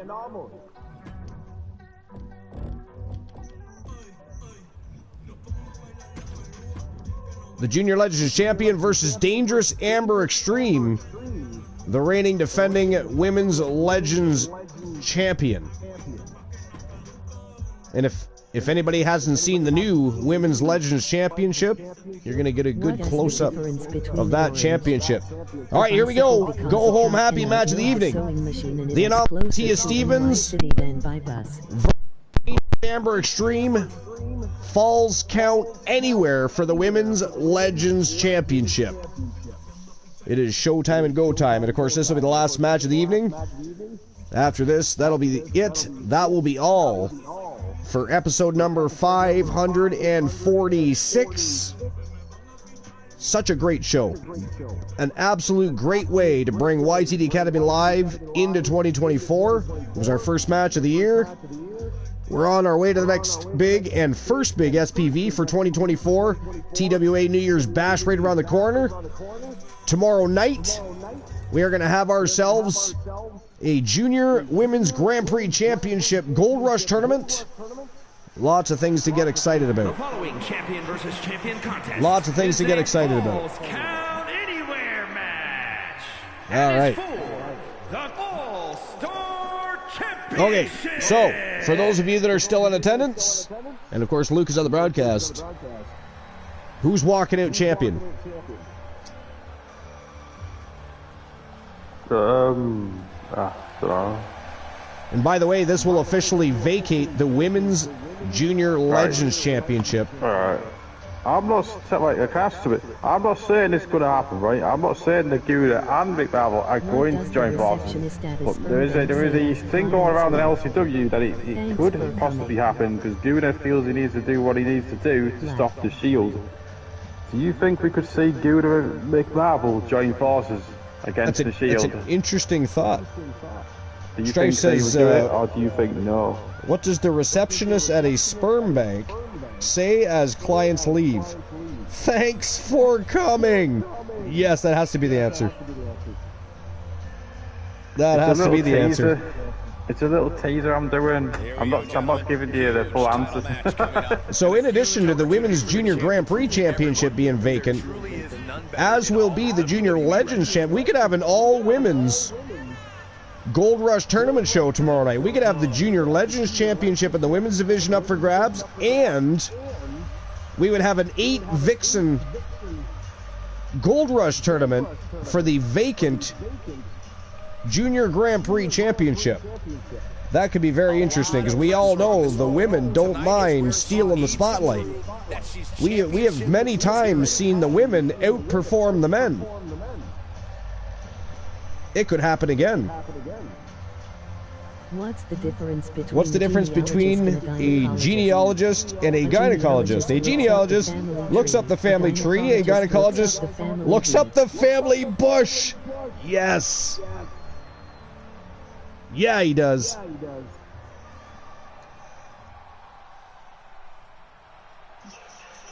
I mean, I wouldn't want to do it for a living, but believe me, I don't mind being my wife's personal gynecologist. That attitude right, McMarvel on the team would be very interesting. I don't know how it would work. And there is the brand new Women's Legends Championship on the left shoulder of Dangerous Amber Extreme there. Such a beautiful title.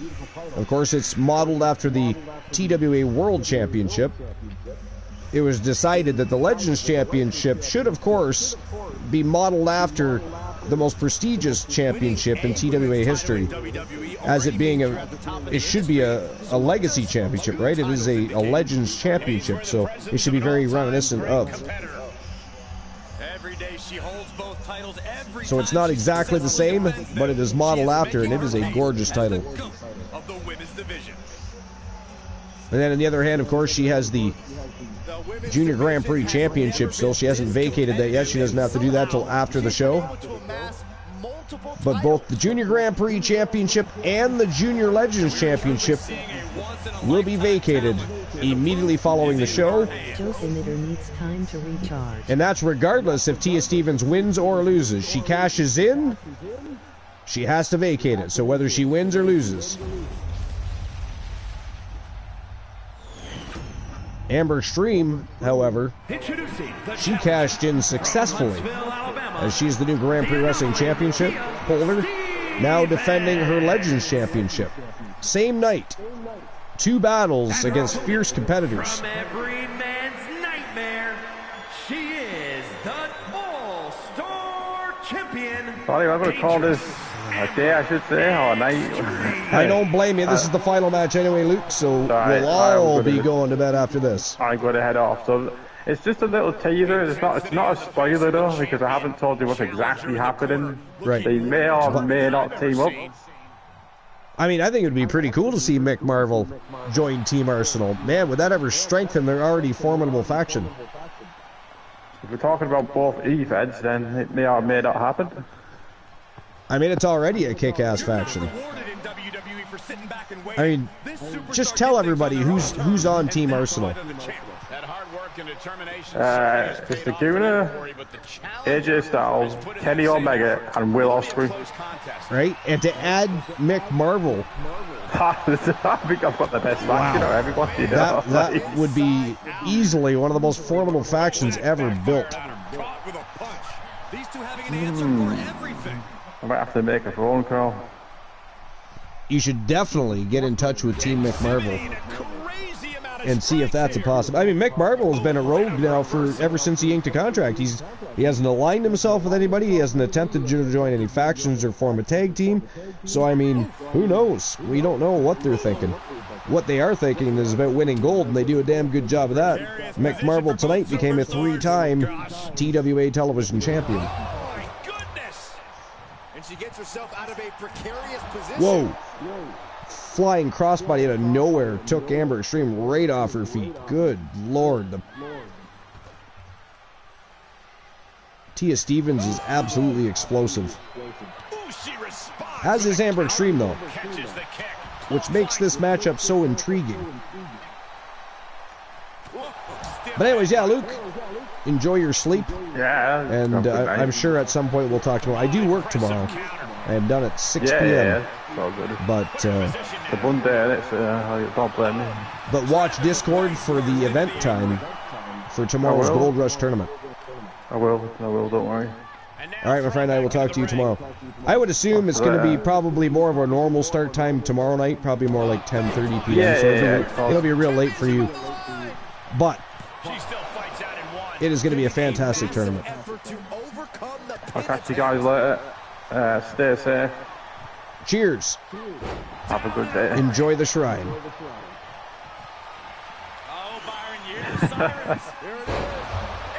You love your Mickey James shrine, don't you lie to us? I just love Mickey James. There's nothing wrong with that. Wow. She is hot as fuck. Froggy says, have a good sleep, Luke. Alright, you too, man. And Luke the Gooner has left the building. Tia Stevens with a show of strength just tosses Amber Extreme across the ring. Oh my God. Just about booted the head right off the shoulders of Amber Extreme. But the champion kicked out. 2 count only there. Only a 2 count. Knowing that you've tried to end this and failed. Good God, that's devastating. What the hell? Becky Lynch again? She is just causing havoc with everybody and every faction. This is crazy. Of course, Becky Lynch and Carmella successful to, oh my God, goes right after Tia Stevens. Look at this. Oh my God. And look at this, Amber Extreme going to look to take advantage here. What does the megastars, what does Becky Lynch have anything to do with Amber Extreme? Amber Extreme doesn't even know where she is. She's having a problem even finding Tia Stevens, who is now getting back to her feet. Amber gets back to her feet first, though. She's hesitating. She's giving Tia... Oh! I was going to say giving her too much time to recover, but so much for that. Chair right between the eyes of Tia Stevens by Dangerous Amber Extreme. Heads out of the ring. What's next? The champ not Froggy says, you keep your fingers to yourself, Becky. Might want to try making use of that stipulation. Becky is just sticking her nose in everybody's business. Now Tia Stevens, they're just wreaking as much havoc as humanly possible. Evades their offense. And one more absolutely crazy. Absolutely crazy. Very impressive. You're absolutely right, Michael Cole. This is what you call stepping up in the moment. Things went from bad to Tell you, Tia Stevens is a hell of an athlete, but she is also a scary human being. What the hell is she doing? Oh my God, look at this. Oh my God. Yo! What the fuck was that? Is she not done? She wants a little bit of payback for that chair shot, but Amber Extreme with a big lariat sends her right back into the corner, and now Amber Extreme looking to turn the tide. She's in control. Oh! The challenger is not in a great place. Amber Extreme with a big leg drop. She's going for another. Right across the throat of Tia Stevens. Champion covers her up. One count only. One count. This is unreal. That is nuts. Tia pulling in some new comp. I know. Nice pump handle suplex by the champion. But Tia Stevens kicks out again. 2 count only. Amber's measuring up. She wants to end this thing. She is tired. She's already been through a battle. She became Grand Prix champion. She wants a little R&R. But Tia Stevens says, too bad, bitch. Because I'm still in it to win, and I am not done. I am in your face. I am coming for you. Ooh, Amber Extreme botched that move a little bit, but she made up for it. What the hell? Piper Niven? What the hell does Piper want with Amber Extreme? She's looking for a title shot. And she's most certainly, whether she means to or not, she's definitely aiding Tia Stevens here. The WWE Universe is showing their appreciation for the action they're seeing. It has been an absolute war out there. Nice retaliation by Dangerous Amber Extreme. Reversal by Tia Stevens. Look at this. Scoops her up and a big power slam. Covers her up immediately. But only a 1 count. The champion kicks out with authority there. Ooh, elbow strike. People looking to join the Raw. Big uppercut. Oh, Tia botched a move of her own there. They ran into each other like a couple of Mack trucks colliding. And now Amber Extreme back in control. But a reversal by Tia Stevens. Piper looking to join the Wolfpack? I don't know. That's what I'm wondering. Oh, and Tia nails her. Right between the eyes with the chair. Amber Extreme did that very same thing. She boots her in the face, just about beheaded her. Look at this, Tia still getting back up. Well, sort of. I guess that didn't do any favors. Amber Extreme relentless in her attacks here. And that is it. That is all, ladies and gentlemen. The winner of the match, and still Legends champion from Team Joe Link.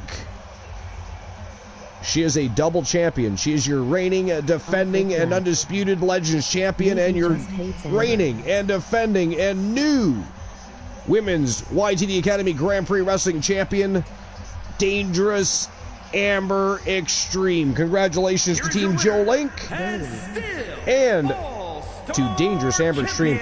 Great show. Great conversations. The Dirt Sheets absolutely sucked balls tonight. I still can't believe there wasn't more information revolving around TNA and their Hard to Kill pay-per-view. It was absolutely awesome. Again, if you haven't seen it, make sure you watch it. It was a great show. They made all the right decisions. Every match was good. The Ultimate X match in the women's division for the #1 contendership to the Knockouts title, that was a great matchup. Best match of the night, in my opinion. But the whole card was good. It was a lot of fun. You got to check it out. But we'll see you tomorrow night for the Gold Rush Tournament when we crown both a new Legends champion and a Grand Prix. Sorry, a Junior Legends champion and a Junior Grand Prix champion tomorrow night. I'm going to guess sometime around 10:30 p.m. Eastern Standard Time for a start time to that Gold Rush Tournament. But do pay attention to Discord for the exact start time. It is going to be a great show. We're going to continue the road to TWA New Year's Bash. But folks, it's that time of the night. I appreciate you. I love you. Thank you for being here. Thank you for your unwavering support. Fuck this shit, I'm out. You don't have to go home, but you do have to get the fuck out of my channel. Goodbye.